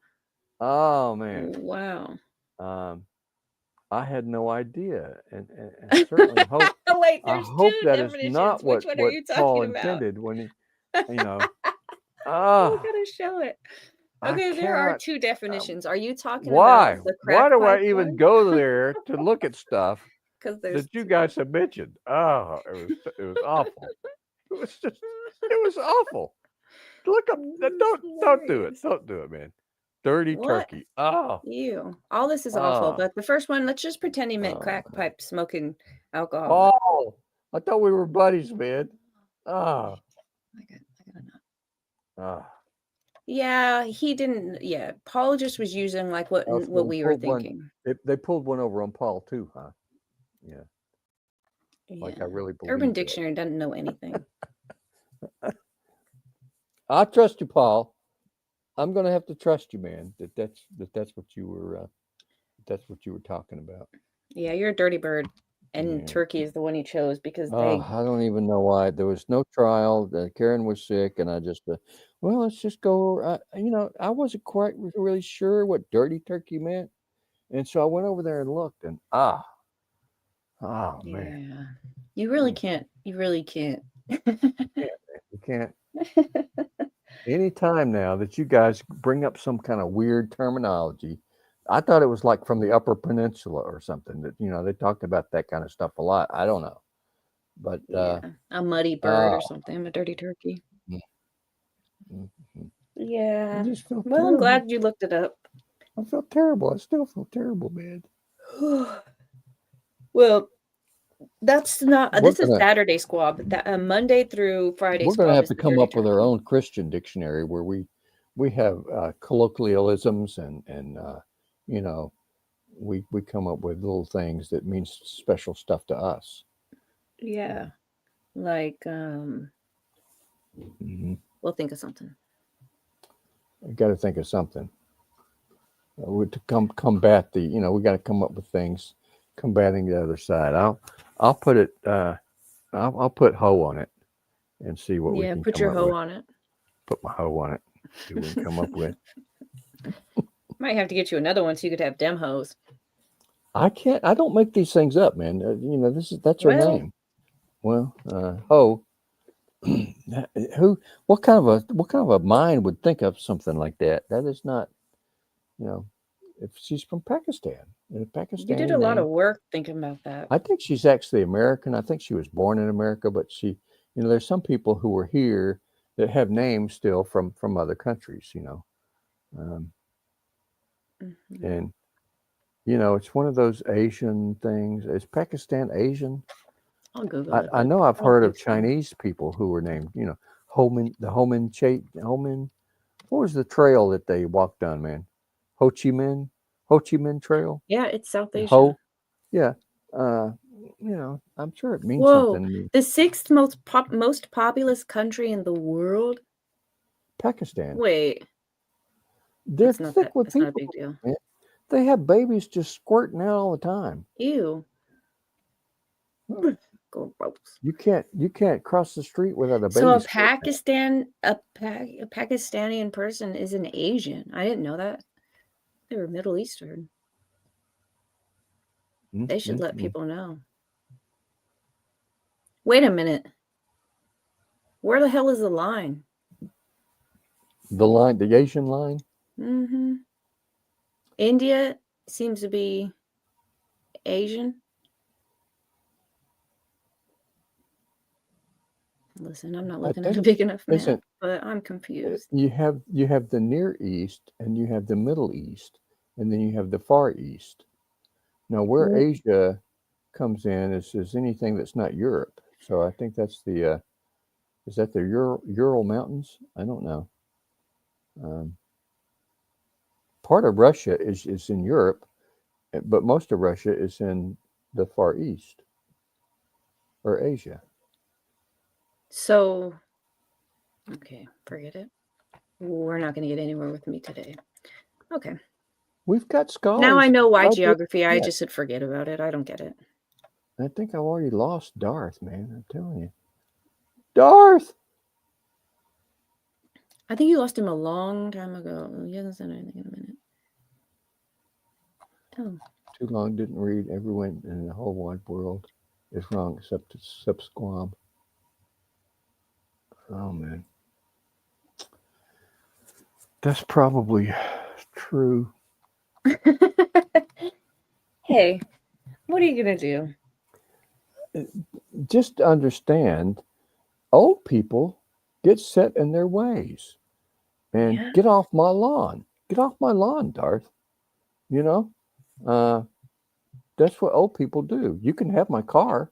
I gave my car away, man. I already gave my car away. Well, then. Just like Clint Eastwood did in the Get Off My Lawn movie.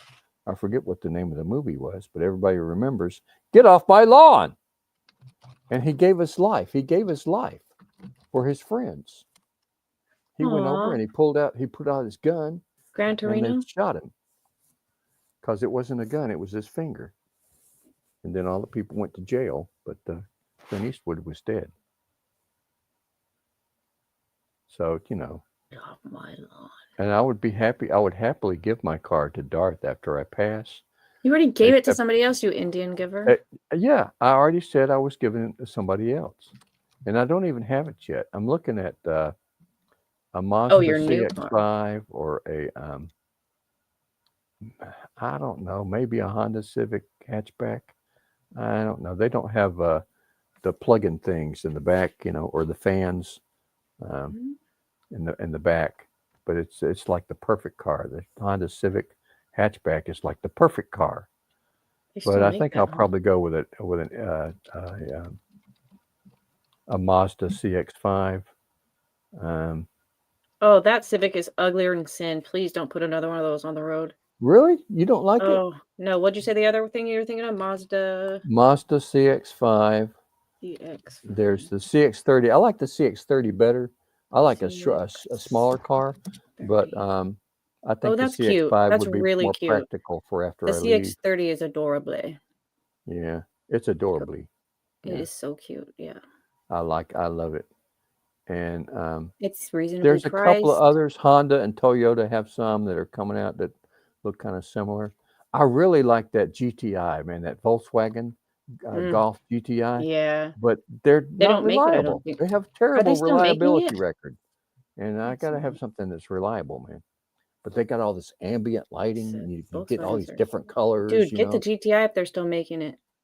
Yeah, it's pretty, man. But it's not reliable. I want something. What do you mean by reliable? They just lied a little bit about emissions. They're fine. Volkswagen's been around forever. They're great cars. Man. Who says? I have a Volkswagen in my driveway from the 50s. A what? A Volkswagen. What do you have? It's not this.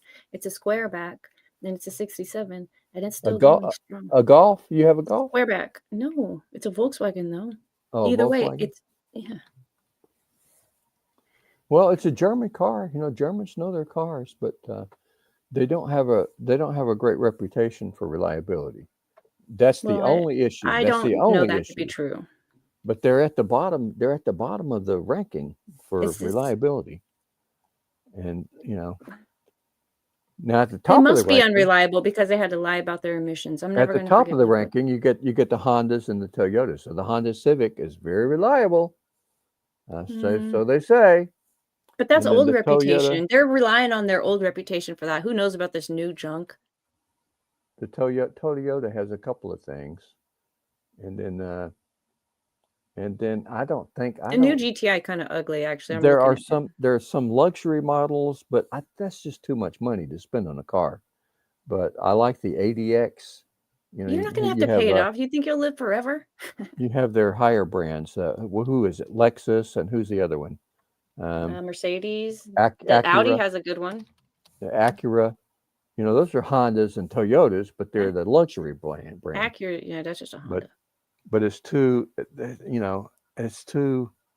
That's just too much money to spend. $50,000. That's too much money to spend on a car. You can get a 2020 45? Audi Q3 for $24. Mm. Nice looking car. It looks exactly like that Mazda, whatever 30, except for you can't afford parts or the hourly maintenance or the hourly. That's the problem. See, we don't have a the shop fees. we don't have an Audi dealership that I can just hop down to. We've got all the big guys. So we've got Volkswagen, we've got Subaru. Subaru Crosstrek is not a bad car. Subis are good. You don't need it we though. got Not in Toyota, Honda. We got all those guys. Mazda. We got all those guys, but we don't have like Mercedes Benz, and this is the south side of Atlanta. We don't have stuff like that. Man. Oh, yeah. Can't have no nice things. No, we can't have the really nice thing. Plus, it's just too much to spend on a car. Like you said, get yourself a used one. The thing with used ones, well, it's just as bad with new ones. But you have to do all your homework to make sure nobody's driven it into the sea and then onto the lot and said, "Here, well, sell if you go this to a for me." dealer and get a certified used car with a warranty, you're good. That way, if it does have a problem, but then you'd want a dealer with a garage so you could have a place right to take it that's going to just cover you. It's a lot of work. And then right now we're in tariff hell, so we have to wait for all the tariff stuff. I thought that ended. No, they still. Hey, if you quit paying attention, it really does just end. Well, it has to work itself through the car market. And so right now, prices never go backwards, everybody. If you're waiting for them to come back down, then you're wasting your time. Get in before it goes up again. There's still places where you can still, you look at they probably sold more cars this past month than they have the whole year because everybody tried to get in before the prices went up. Is that right? Or did they just get their tax returns and the government? No, they tried to get in before the prices went up, before the tariffs hit. And they had all these deals and, everybody was trying to profit from it. The dealers and the buyers and everybody. But now it's come up against the wall.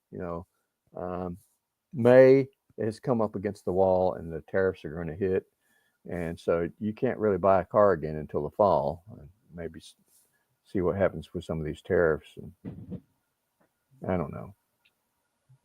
Well, it sounds like you're paying attention. So I missed the opportunity, and it's all contingent upon us selling our condo, which we still haven't sold yet. So, Vicky said eggs are going down. She's right. I was talking more about like manufacturing shit and shipping and the cost, like behind the scenes stuff. But you're right. On the shelf, eggs are half the price they were 6 months ago. I actually just checked because I don't even really buy eggs, and they're $5 and change. Which so beautifully tell me, yours is probably a British car, one of the British Golfs. Has she not had any trouble with it at all? I would love to have a Golf, but it's they rank so low in reliability that's the only thing that gives me pause. Otherwise, it's a beautiful car. Oh, it's just so beautiful. It's got all the right things in it, sound system and the lighting, and it looks great and drives fine. It's a little fast for the squab. It's a little fast. It's a little bit of a sporty car. When you get my age, you can't get a sports car. You can't drive around in a convertible. Oh, hell yeah. That's made right here in the USA. The Golf. The Golf? Mm-hmm. Probably in Alabama. I didn't get that far yet. But there is a difference. So if hers is, you know what I'm saying? Like, no problems at all. It was a soft top. What does this mean? As an eBay seller, we are in tariff heaven. I don't know. Is that because of a resale kind of a situation? Maybe everyone's you're not getting stuff from other countries. You have it Yeah. here already, and so you're Yeah. selling, and everybody's coming to you for stuff that they can't get from overseas. Maybe. Because I've actually seen a lot of eBay commercials lately. I don't even barely watch TV. So have I been seeing it on television? Yeah, I'm pretty sure it's I TV. still got to Has to send be. Paul. I still got to send Paul a bunch of stuff. It'll get there one day. I don't know when, but I got to box everything up and then get an address to send it to. And,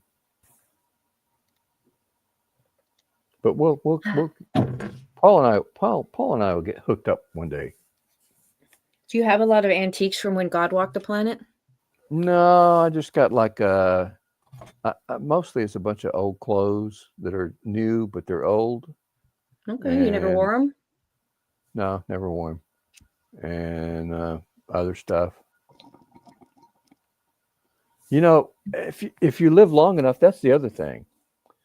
My grandmother got to a point where she said, "Kids, don't give me anything else for Christmas or whatever.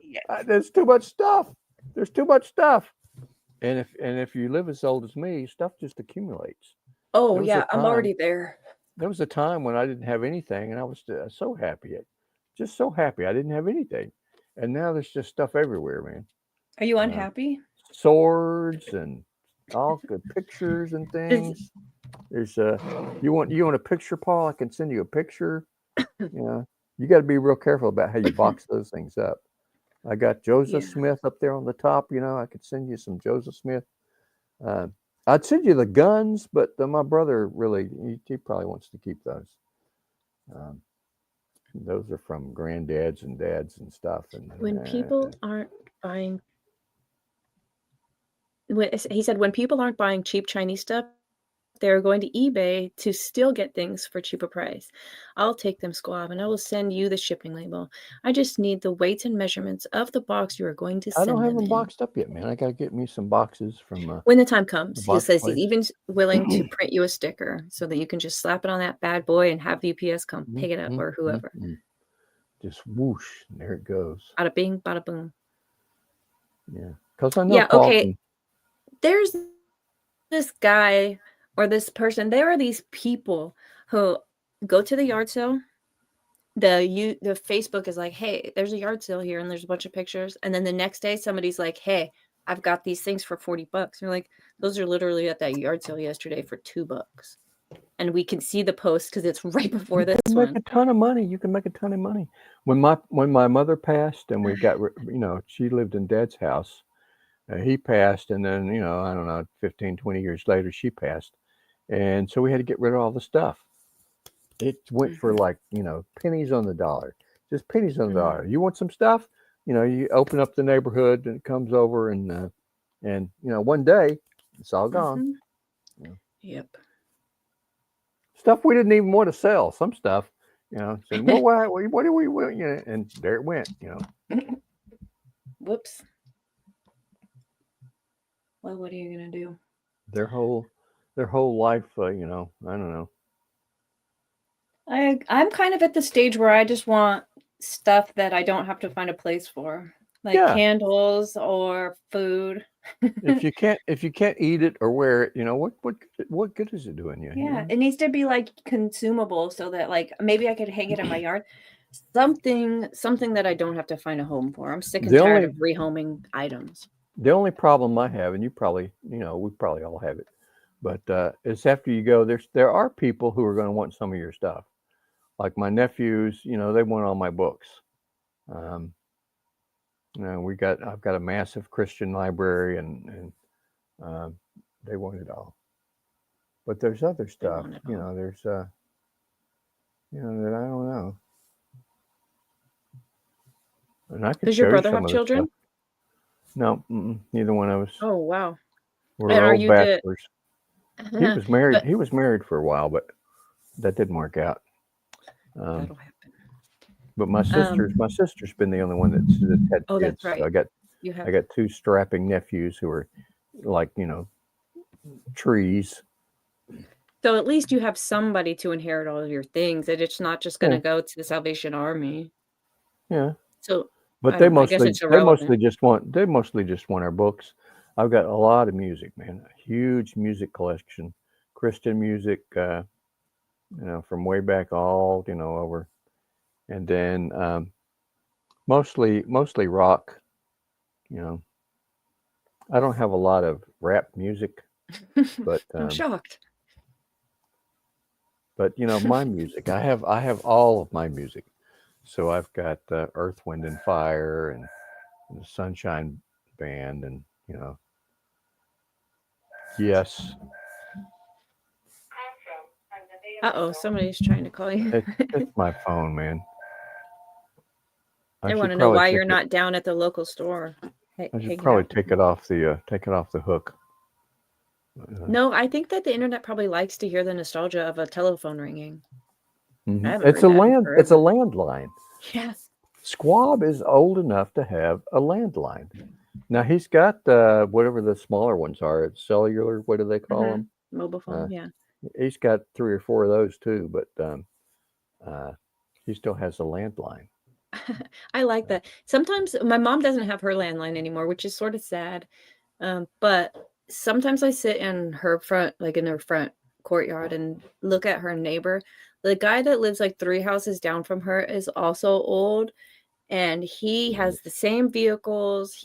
I swear, sometimes I just look at his house and realize like I could go in there and it would be the 90s. It would be, I'm sure he's watching like Roseanne or something. He probably had, Rosette.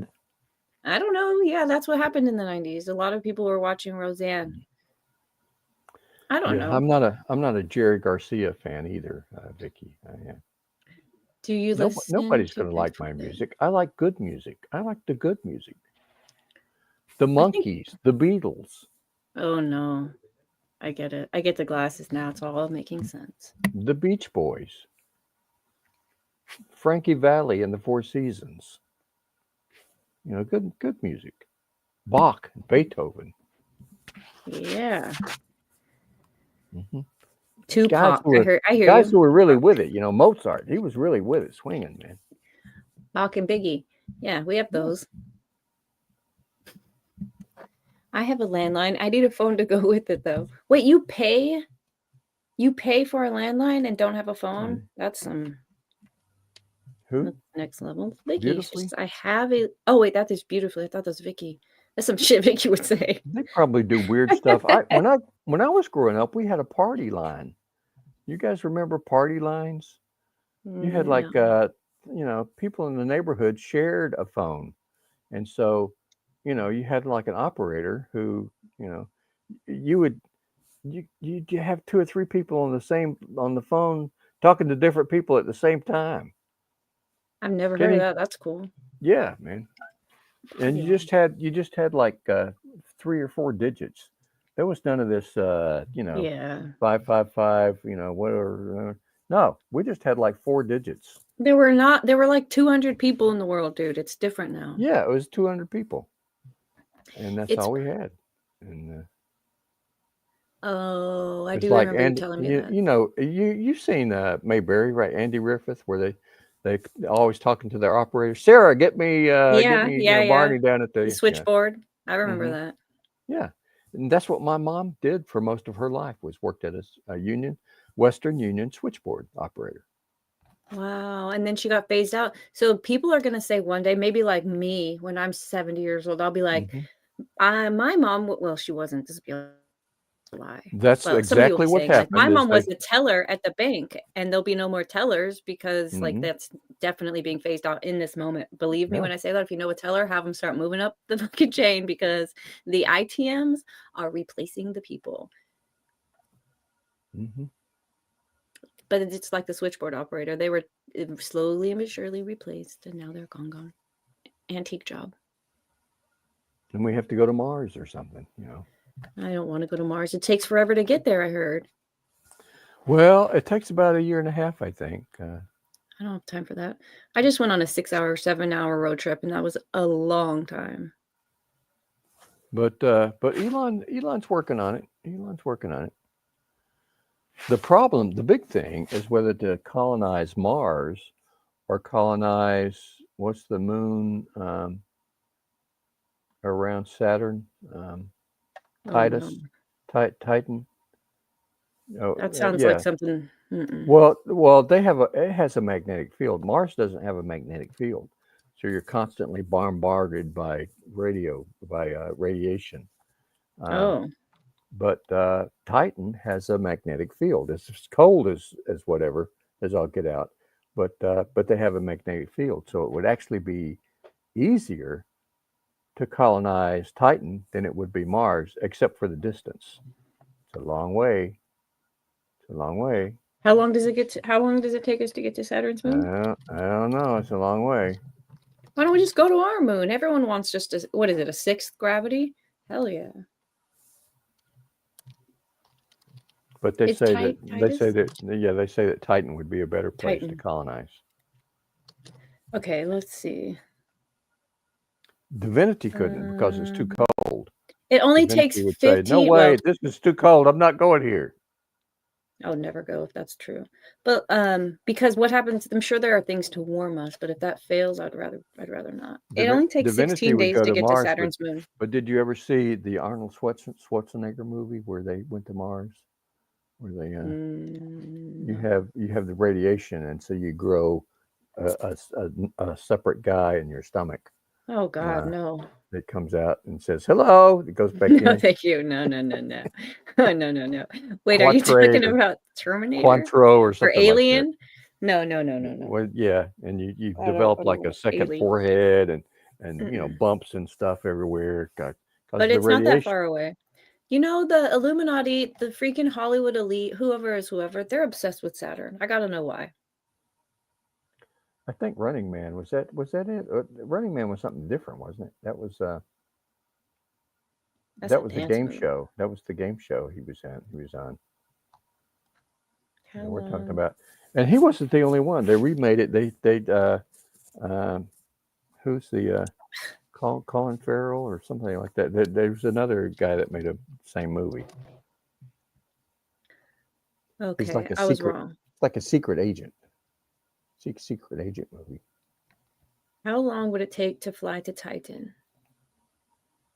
Um, I'm so sorry about losing Darth, man. I thought we were going to be best buddies forever. he's fine. You just pissed him off for a minute. He's fine. Uh, How long would it get? 7 years. Oh, geez, I can't go to Saturn. Forget it. hmm. Imagine.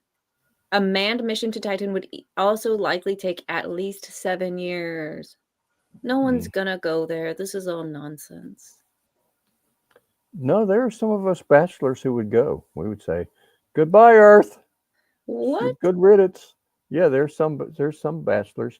You don't hear a lot of women doing it, but there were always hermits. There were always men like John the Baptist who just went out into the desert and just lived um, by themselves, apart from That's everybody. different than Yeah. that is different than shooting yourself into unknown, crazy, scary space where you could anything No, could go wrong. guys would have no problem with that, man. Give them a TV with some lovely ladies on it or something.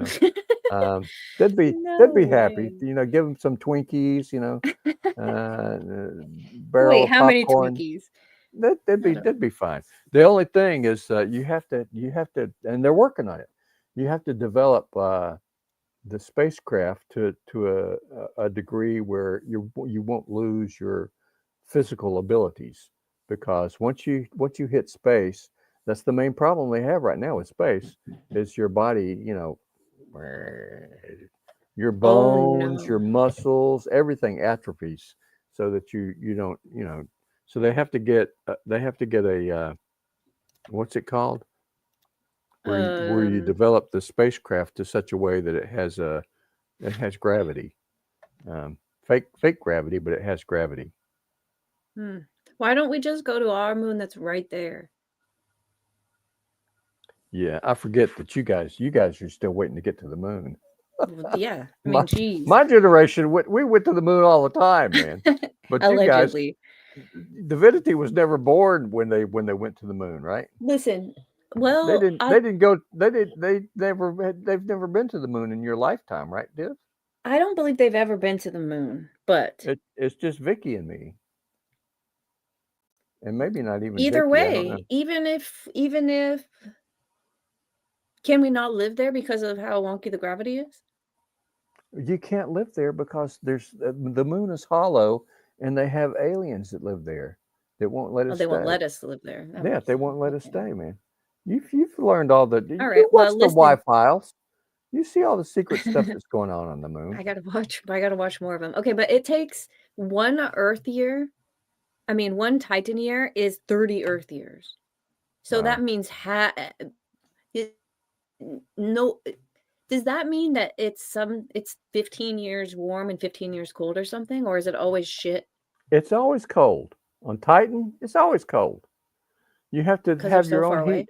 They're Hold up. hopeful that they can get like volcanic, geothermal, whatever. But it's out there in the middle of nowhere. It's cold. It's too far distant from the sun. They're gonna get what? Geothermal. Okay, so we are here. We're here, the Earth, and then Mars, Jupiter, Saturn. And Jupiter, is it a gas giant or that's Uranus? You saw the movie with what's her name, right? Who's the Who? guy who's married to Aston Kutcher? Who's who's his wife now? Um, Mila Kunis?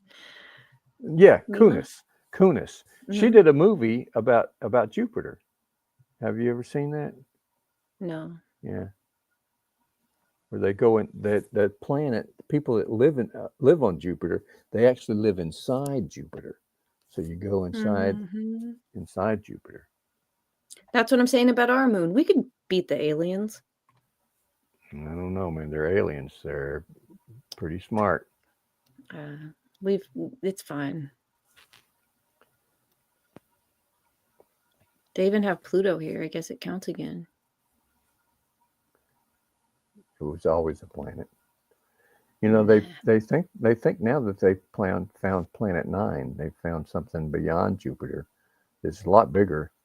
It's kind of like one of those. It's kind of like Saturn, or it's not a gas giant. They think it's going to be a like an Earth-like planet, but it's going to be bigger than Earth. They've calculated it all out of how big Planet Nine has to be, but there's some irregularities with gravity and stuff, and and they think it's on a long. It's worse than what did you just look at? Saturn or Titan? It's Titan. worse than that. The year is like I don't know, 600 years. Hmm. Okay, But it goes, so you could possibly fly on Titan. Look, they're going here in 2028, allegedly. And sending it'll some stuff arrive 7 ahead years of later. time. That's the other 6 thing years. is by the time we get to wherever we're going, it's going to be filled with junk. There's going to be Earth junk all over the place. I know. We should find ourselves $1,000 for littering right before we go. Ah, you could barely get out of the atmosphere now because of all the junk that we have around the Earth. Just stuff floating out there. Satellites running into each other. Yeah, look at all the space junk. These look like little flies. Oh my Lance, and now we know they for sure have the flies aren't real. Look at this. I've seen one of these in my house. Especially this one. Hmm. They would all come to Divinity's house. They're attracted to beautiful women, is what it is. Divinity. I don't know what it is, but all those helicopter things are attracted to beautiful women. So Squab. you put a beautiful woman in a place, and it's just a matter of minutes before one of those things is going to fly around. Take its photograph and freaking us out. Well, Yeah, yeah. I Hey, look, appreciate there's you one. saying that. There's no free oxygen in Titan's atmosphere. They'll come up with something, man. This is stupid. It's not even, we can't even live there. We can't go to their moon. Titan is tidally locked with Saturn, so it I don't never know. spins There's around. a lot of people that say it's a better place than Mars. But the main thing is its magnetic field. It's got a magnetic field, so it keeps all the radiation away. Well, who cares if we can't breathe there? But that's the big problem with going to Mars is the radiation. So you can't stay there for longer than, I don't know. You come home and you can't have kids. Well, don't we have to go through the Van Allen belt to get there? I don't know. Well, there's radiation there we're gonna have to deal with as well. Real Martian, how to I think protect that's I astronauts. think that's beyond Mars. Oh, you mean Titan? Yeah, you'd have to go through the Van Allen belt to get to Titan. Significantly higher than Earth. So yeah, we can't go to Mars. Thin atmosphere, but can't we create can't we enhance That's what the that whole atmosphere? movie was about. Oh, Total we'll see. Recall. Sibling Revelry brought it up. Total Recall. The Martians who used to live there have all these machines underground that release Oh, that terraform the planet into make it like Earth. Have you seen these people that believe? There are people who believe that the Earth is millions and millions and billions of years old, and so they go back in time, and where Venus and Mars were like, oh, they were better than the Earth. It was like a perfect place to live, when Earth was just a smoldering volcano. And some people believe that about Venus and Mars. And you guys would really love. I've mentioned it wait a before, minute. but you guys would really love Sorry. C.S. Lewis's space trilogy, where he talks about Mars and Venus. So it's cool. Okay. So wait, if the Earth got struck with something big and we started to cool off, would we lose our Some magnetosphere? people would say we're losing it now. Oh no. We gotta so is that why they want to find a new planet? Some people are saying that the sun has just swapped poles, and that Mm-hmm. the Earth is about to do the same. That the poles, there's Mm-hmm. going to Well, be a it's magnetic shift in the poles on Earth. immediately, like in a day. Yeah, yeah, like tomorrow. Oh shit! And the other thing You is better put your the stuff other off the thing is shelves. the other thing is Beetlejuice. It's in the Big Dipper. It's the tail Mm-hmm. of the Big Dipper is about to explode Explode. Oh and be god. seen in the daytime. Oh, is Look, that going to be the second coming? you look Kind up of and has you'll to be be able to see something it. like You'll be that. able to see it in the daytime. Look, there's a star in the daytime. I don't want to. Send me back. So it's going to be Beetlejuice brighter is than the dimming moon. again. When will it explode? Ugh. It was supposed to be sometime this year. They Oh don't. no. Hey, you know They what? don't. I'm glad you said that because this year, remember how the feast lined up with the Hebrew feast, or Mm-hmm. the feast lined Mm-hmm. up with the Christian holidays? Is how I should have said it. Yeah. This year, in the Hebrew calendar, like we're at 2025, and I don't know what their year is, but it's something 5 something 5. So we have the fives in the same spot. They All the fives are in perfect alignment. all the fives are together. Yeah, it's the year of the fives. But there's something about it. I don't know. What did This what guy did bored Nos, me to actual sleep when he was what trying did to explain it. Nostradamus have to say about it? Should I Google it? Dear Nostradamus. Nostradamus seems to know what he was doing because he was so vague that you could make it say anything, and people would have. And so Okay, Trump is relax. in there, and it proves that Trump is the Antichrist, and all that stuff. You listen to Nostradamus. Okay, well, I just went to Century 5 just to But see if maybe he put it all in the fives that's where I before learned. the That's where I learned the word quatrain from Nostradamus. Learned what a quatrain was. yeah. I don't know how to read it. The large dog. Okay, here we go. The large mastiff expelled from the city. They're talking about the stars here. Will be vexed by the strange alliance after having chased the stag, so the deer, to the fields. The wolf and the bear will defy each other. Okay, the stars are gonna fight. He was right. Wolf and the Bear. Well, Oh. everyone knew back in the day the stars. They didn't even question it. I bet when they talked Vicky about the lives up great there with dog. bears.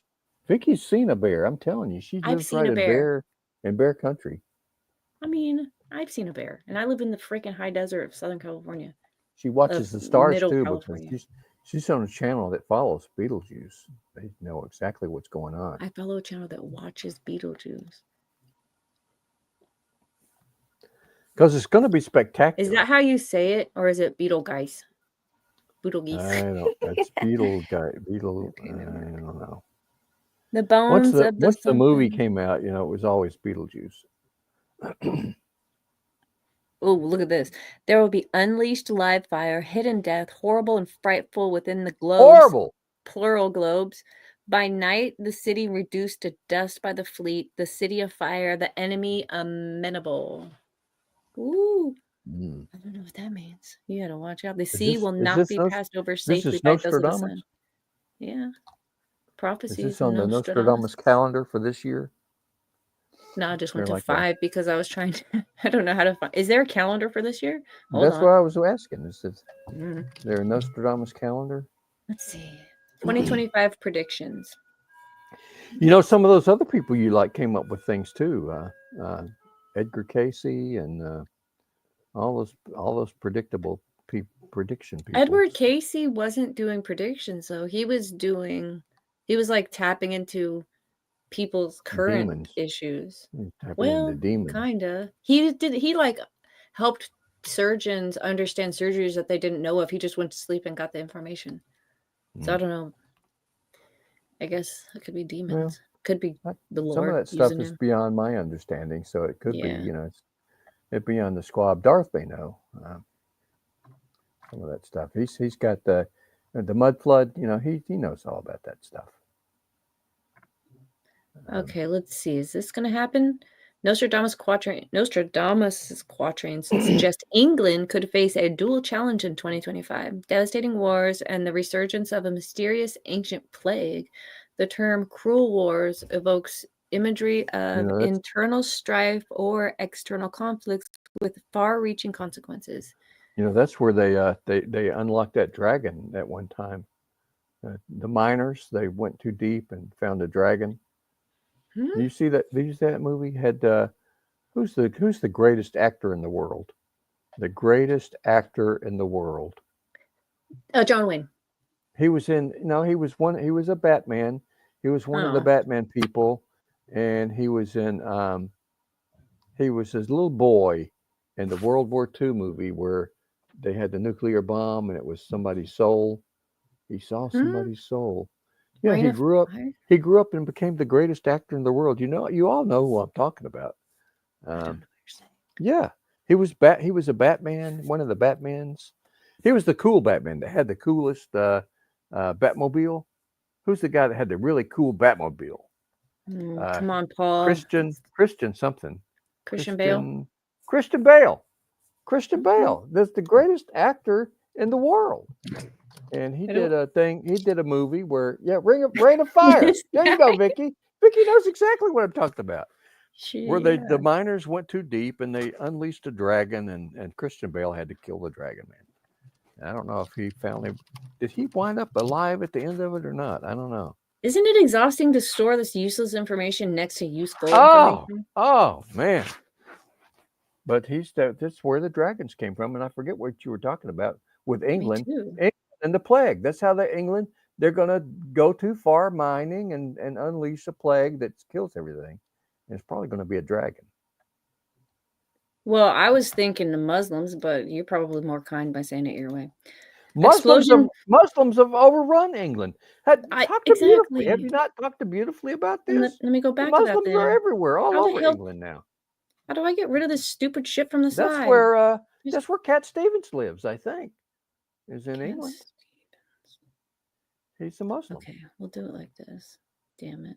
He did start the kingdom will be marked by wars so cruel, foes from within and without will arise. A great Did I not say that right? Cruel. A great pestilence from the past returns. No enemy more deadly under the sky. No, I'm just saying that there were especially cruel wars. I don't know what you're talking about. War is cruel. What is cruel world? What does cruel war even mean? Because it's more cruel when the enemy is within. Yeah, but when you're betrayed, it's crueler. Most cruelest. All right, well. Yeah, Eddie Crueler. I mean Freddie. Freddie Crueler. Yeah. I'm not great with movies. Okay, I'm like bad at this. I've never seen them. Next. I've never seen American Psycho, sibling. Okay, in Never 2025, seen that. humanity may face a cosmic threat. The harbinger of fate. Cosmic. From the cosmos, a fireball will rise, a harbinger of fate. The world pleads. They're Science watching and stuff fate in a now. cosmic dance. The fate of the earth, a What's that? second What's chance. that Oh, long thing? What's it's that long thing romantic. that's coming towards Earth that they've got their eyes on? NASA is watching it. Everybody's watching it, man. They say it's an alien spaceship or something. It's a long What? cigar-like thing that's out there somewhere coming this way, and I'm Googling it. they're saying it's an alien ship, and it's got lights on it and stuff. It's really weird. What? Armada of alien ships heading towards Earth. Is this from last year? That sounds like it, man. A viral video shows Amazon's Alexa claiming an armada of alien ships is heading I toward don't know Earth. if it's an armada. I know there is more than one that they I found, don't and it's know. called something Anu Pupu or something like that. It has a name. No, I don't But know. I'm having struggle finding it. Mother alien ship lurking in solar system. In a draft paper, the pair says it is feasible an extraterrestrial spaceship could be in our galactic neighborhood. I don't find anything credible. Space it's trash. coming this way. I'm telling you, and NASA has its eye on it. Okay, well, NASA is keeping the lid on it as far as Google is concerned. So. Look up alien ship coming this way, and you find it, man. That's what I Googled alien spaceship coming for Earth. So what a alien spaceship coming this way? This way. I don't know. It's Same Earth release date 21 hours ago. This is sci-fi. Ask Paul about it. Sibling Revelry should know Onomatopoeia or whatever it's Alien called. Earth is almost alien. It's a movie coming out. That's all. People in the Upper Peninsula, they know all about this stuff, man.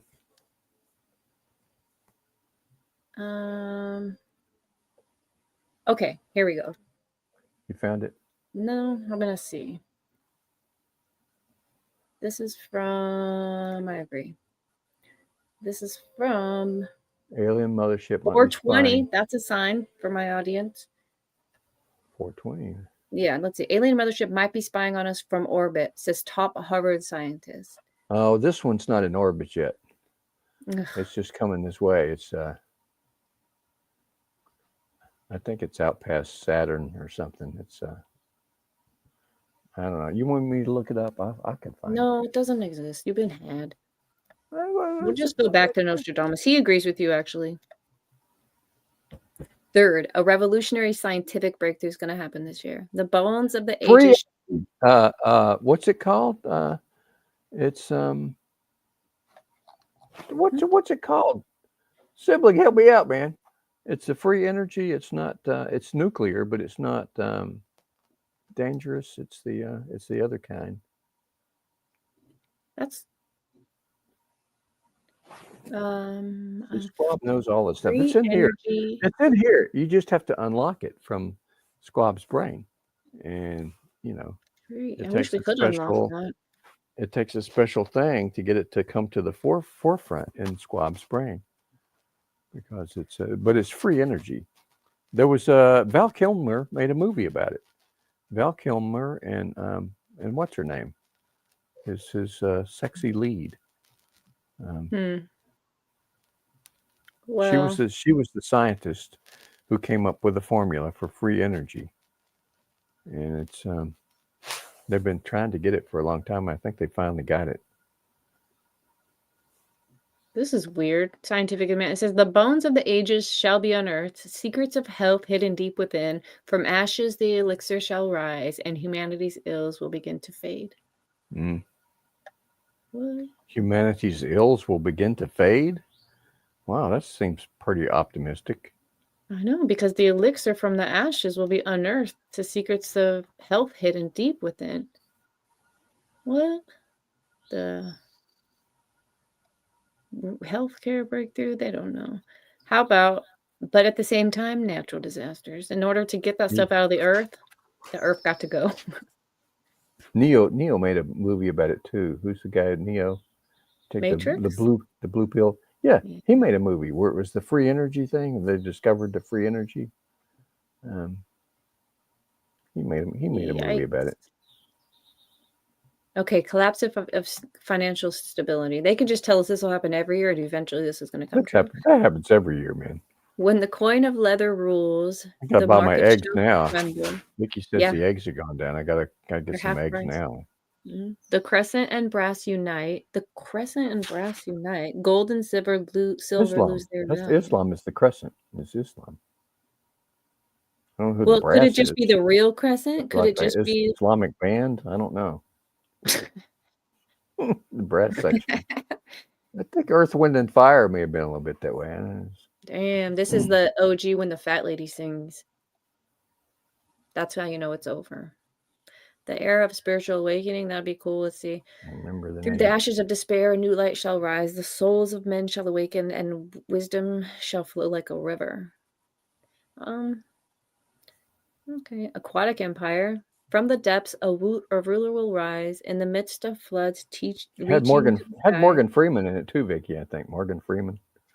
Empires will fall and new waves will reign. The aquatic empire from the realm of the ocean. You know what? This is getting wonky. I saw that movie too, where the aliens that live under the ocean. What the hell? That had what's his name in it? He was bald. He's bald. Ed something. He's bald, man.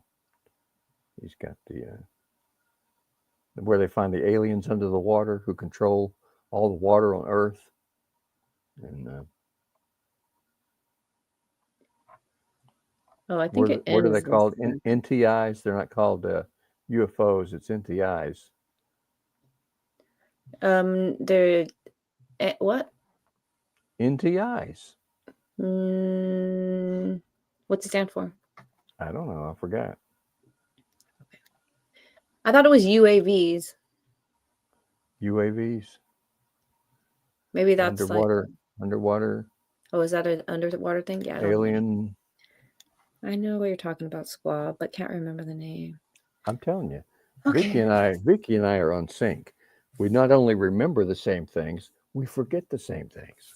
Because you're both old. You just have another century. We forget the same things. You've forgotten more than I've ever learned. That's probably true. But yeah, I still know some things. I remember it after a while. I think it was Chain Reaction. Is that the name that had the Morgan Chain Reaction? Look it up, man. They discovered free energy and then killed everybody because it was going to cause such a ruckus, just giving energy away for free. So isn't that Tesla's story? There's a more interesting story that's true, and you don't have to even go to Hollywood to hear it. About aliens. Nikola Tesla. Aliens are not true. No, man. about Nikola Tesla. That's fictitious. Yeah, but Tesla sat in that Watercliff Tower and read his dumb book while the energy didn't harm him, and it was just free flowing to anyone who could figure out how to tap into it. And the government murked him, stole all his secrets, and that's why we don't have free energy. And Elon Musk should be actually ashamed that he put the name Tesla on the side of a car that needs to be plugged in. He needs to fix it, figure it out. They say the Prius is still a pretty good car, man. Prius? Ugh, nobody said that. Well, you know what? They probably are. They're the OG, so they must know how to do it. But I think they're ugly, so we don't talk about the Prius.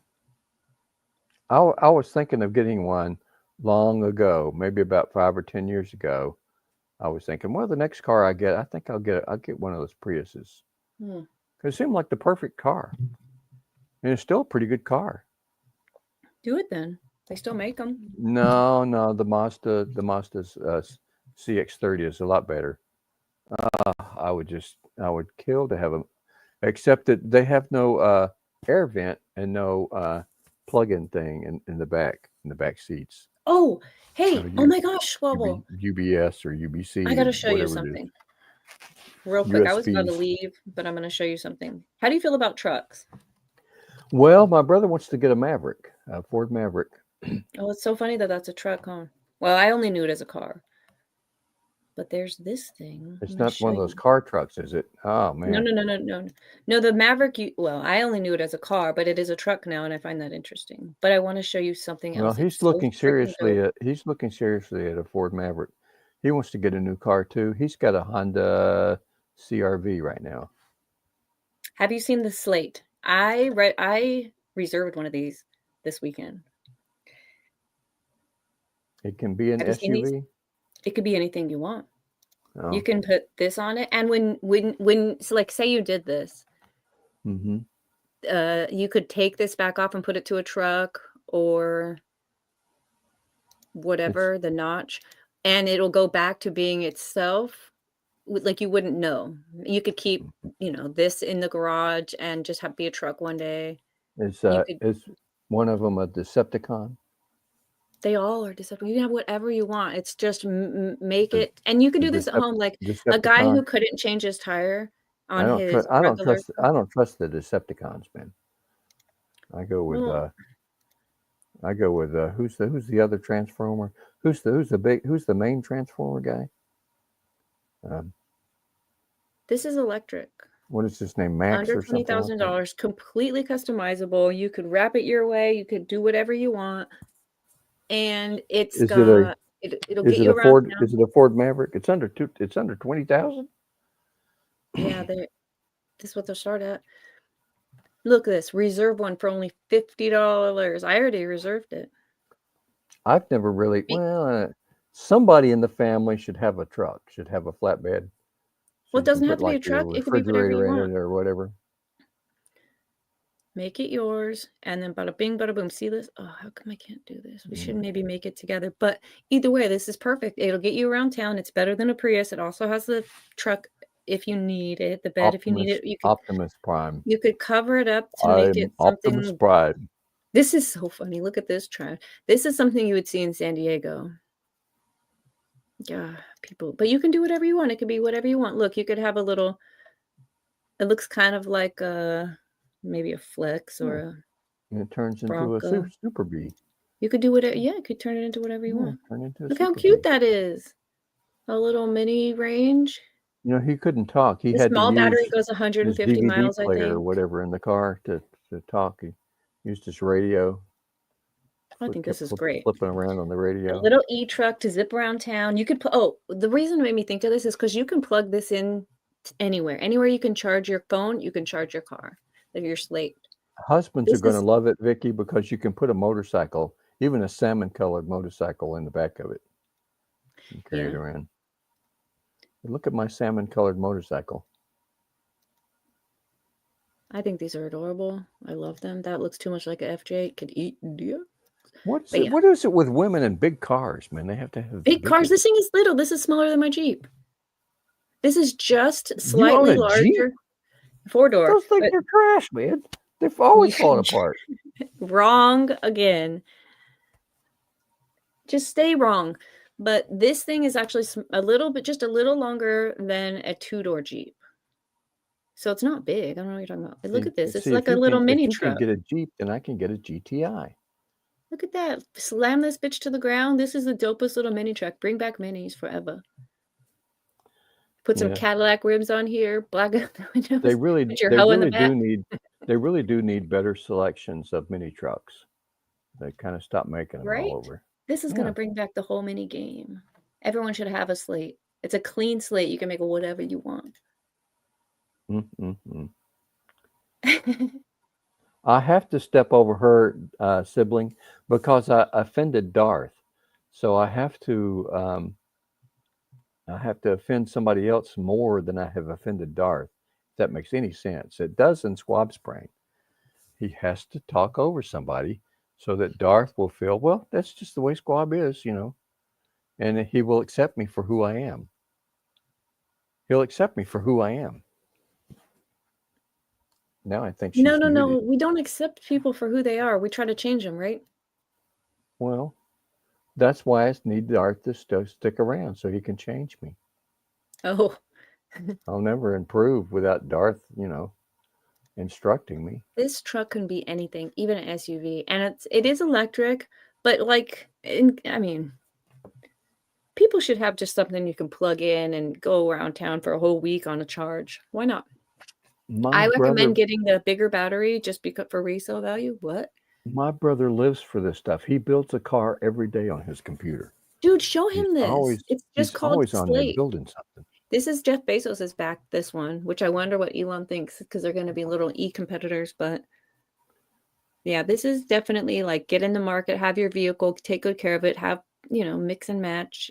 I don't know. Maybe not, but I'm not a fan of e-cars usually, but I do think this one is cute. Does Sibling Revelry even have an all-wheel drive vehicle living in the Upper Peninsula?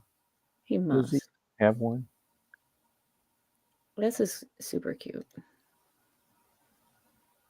And you could have your little SUV one day, and next thing you know, you have your truck. I wonder, I don't know anything about it, but they're cute. Div is in love with Any wrap Prime. you want.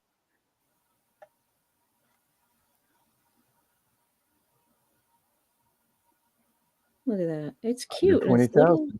Right? There's probably another 20,000 when you add in all the accessories where you change it to something else. I know. I'm like, it should start at 10 and then you could get up to 25, but you're not wrong. Yeah, you're not wrong. Mm-hmm. Look at that. Look at it change. Oh, man. Oh, my Lanta. Mm-hmm. Wait, I wonder if the back window flips up. Did you see that? It's just like rearranging furniture. Women are always rearranging their furniture. Yes, it's great. And this is wrapped, so you could have it one way for a few years, do something different.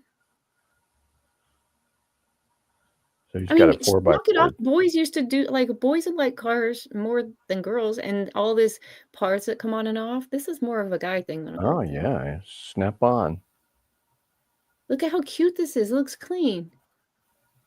And it's not like super big. I don't know. I think it's adorable. All new cars look clean, dear. And no, shiny. Clean. I'm using that in a different way. It looks right. It looks proper. Look inside though, kind of weird, but it's super, super basic. There's a crank window. There's a spot they said the most expensive thing you pay for in your vehicle is your infotainment system, which is outdated within a year or two. And so they don't even bother with it. They have a place so you can attach your iPad or put in your own system. And there's different sizes when you order your car, you can do all of that, but it's just bare bones basic. It's a vehicle to get you around, which is what vehicles should be. I'm getting old. I hear myself say that really makes me realize. Div wants to know if you, Vicky wants to know if you want to follow her, Div. They're going to the car show. Want to see the cars at the car show today. We are going later today. I mean, yeah, anything that's super BA, badass, you should take a photo of and share with us. Did you say Subaru? Kind of faded out there. I was saying anything that's super dope I want to see or different. Super dope. In general. That needs to be a car company, right? Super dope. Probably not. I think dope is what you wouldn't want on your car. That's like that Bondo. I don't know if that's true. Don't quote me. Oh, look. Silverado. Ford Maverick. Oh, it's even smaller than that, so you can get around even better for old people like your brother. Yeah. That's what he wants to get. Look, it's just a little bit bigger than see, I knew I loved it. I love that they did this. Let's see it with the hat. Best of all, it's a Toyota. Look at that. A little bit bigger than the Wrangler, I told you. Definitely better than the stupid Kia Soul. I bet Kia Soul is rated better than Jeep. Than the Jeep? I bet it's not. A Kia Soul is going to be rated better than the Jeep. Oh, what? Off-road? I'll take that bet. Got him. Get you a Subaru if you're going off-road. Yeah, I'll take that bet too. See, I don't really go off-road. I don't really even need an all-wheel drive, but I've never had one. And they seem more utilitarian.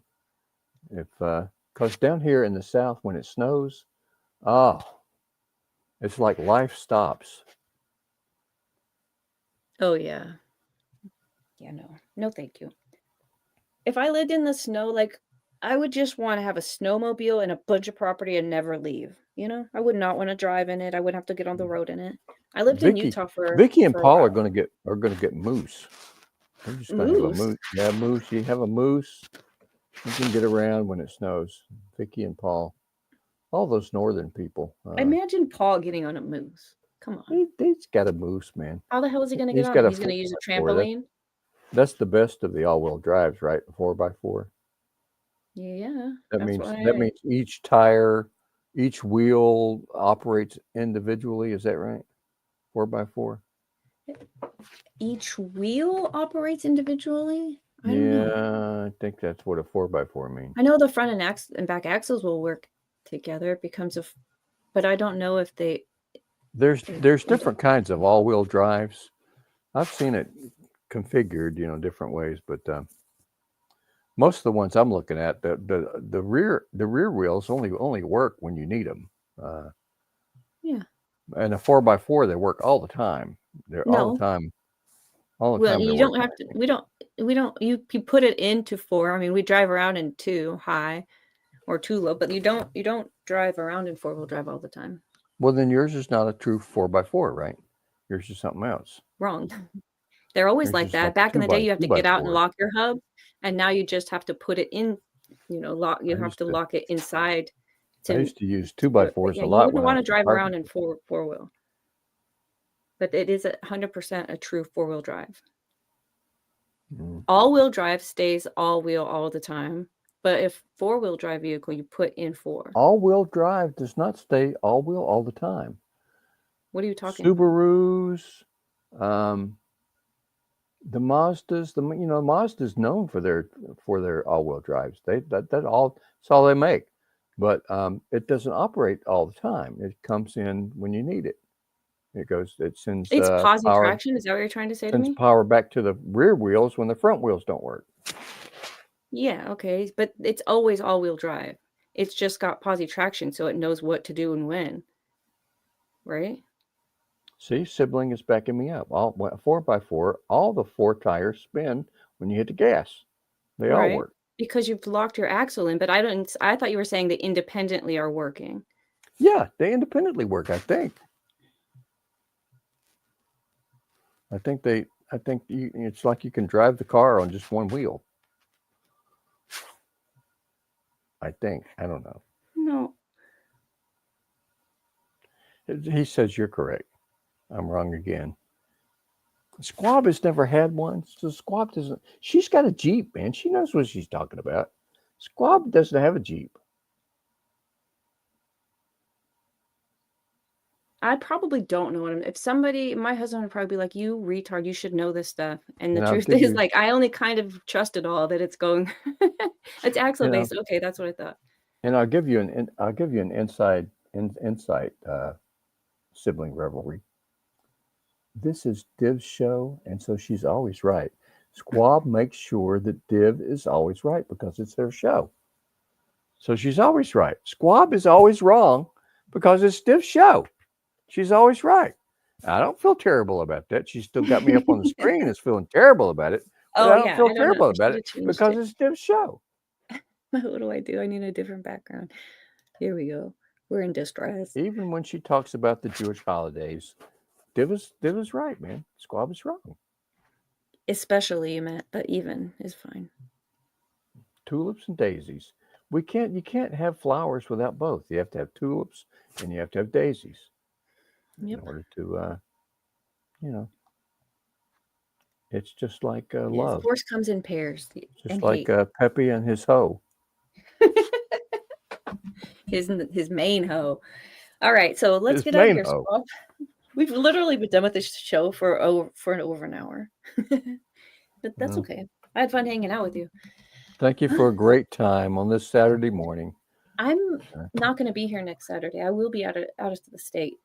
We'll have a whole week of Karen where we won't be able to talk to you. But maybe we can do something next Sunday. Let me think about this. Maybe my sister, maybe even Digger could join us because I think she's free on Sundays. Okay. I don't know. Maybe she's not. Yeah, I forgot to think of something else to think about, huh? To talk about. And I won't be here Saturday. So if we did it, it would have to be on Sunday. So we talked about, what did we talk about today, class? We talked about theonomies, names, theophanies, Christophanies. Could we do Jesus in the Old Testament? Melchizedek. He was all of those things. Well, we'll think of something. Oh, we could. I don't know. I don't know. I got nothing. Well, you know,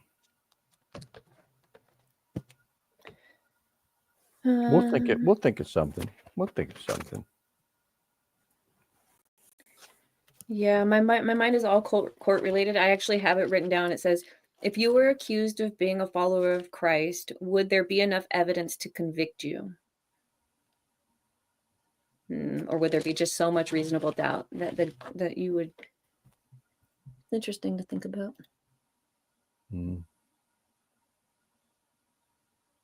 What have you given up for Christ? Yeah. All of it.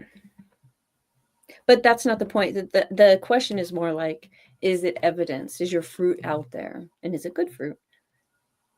And if it's not, then maybe stop leaving so much reasonable doubt in the minds of the world and the jury, because we're trying to win people to Christ as a living body. Well, like I said, for me, it becomes tricky because I know a lot of people who know the Bible who are not Christians. And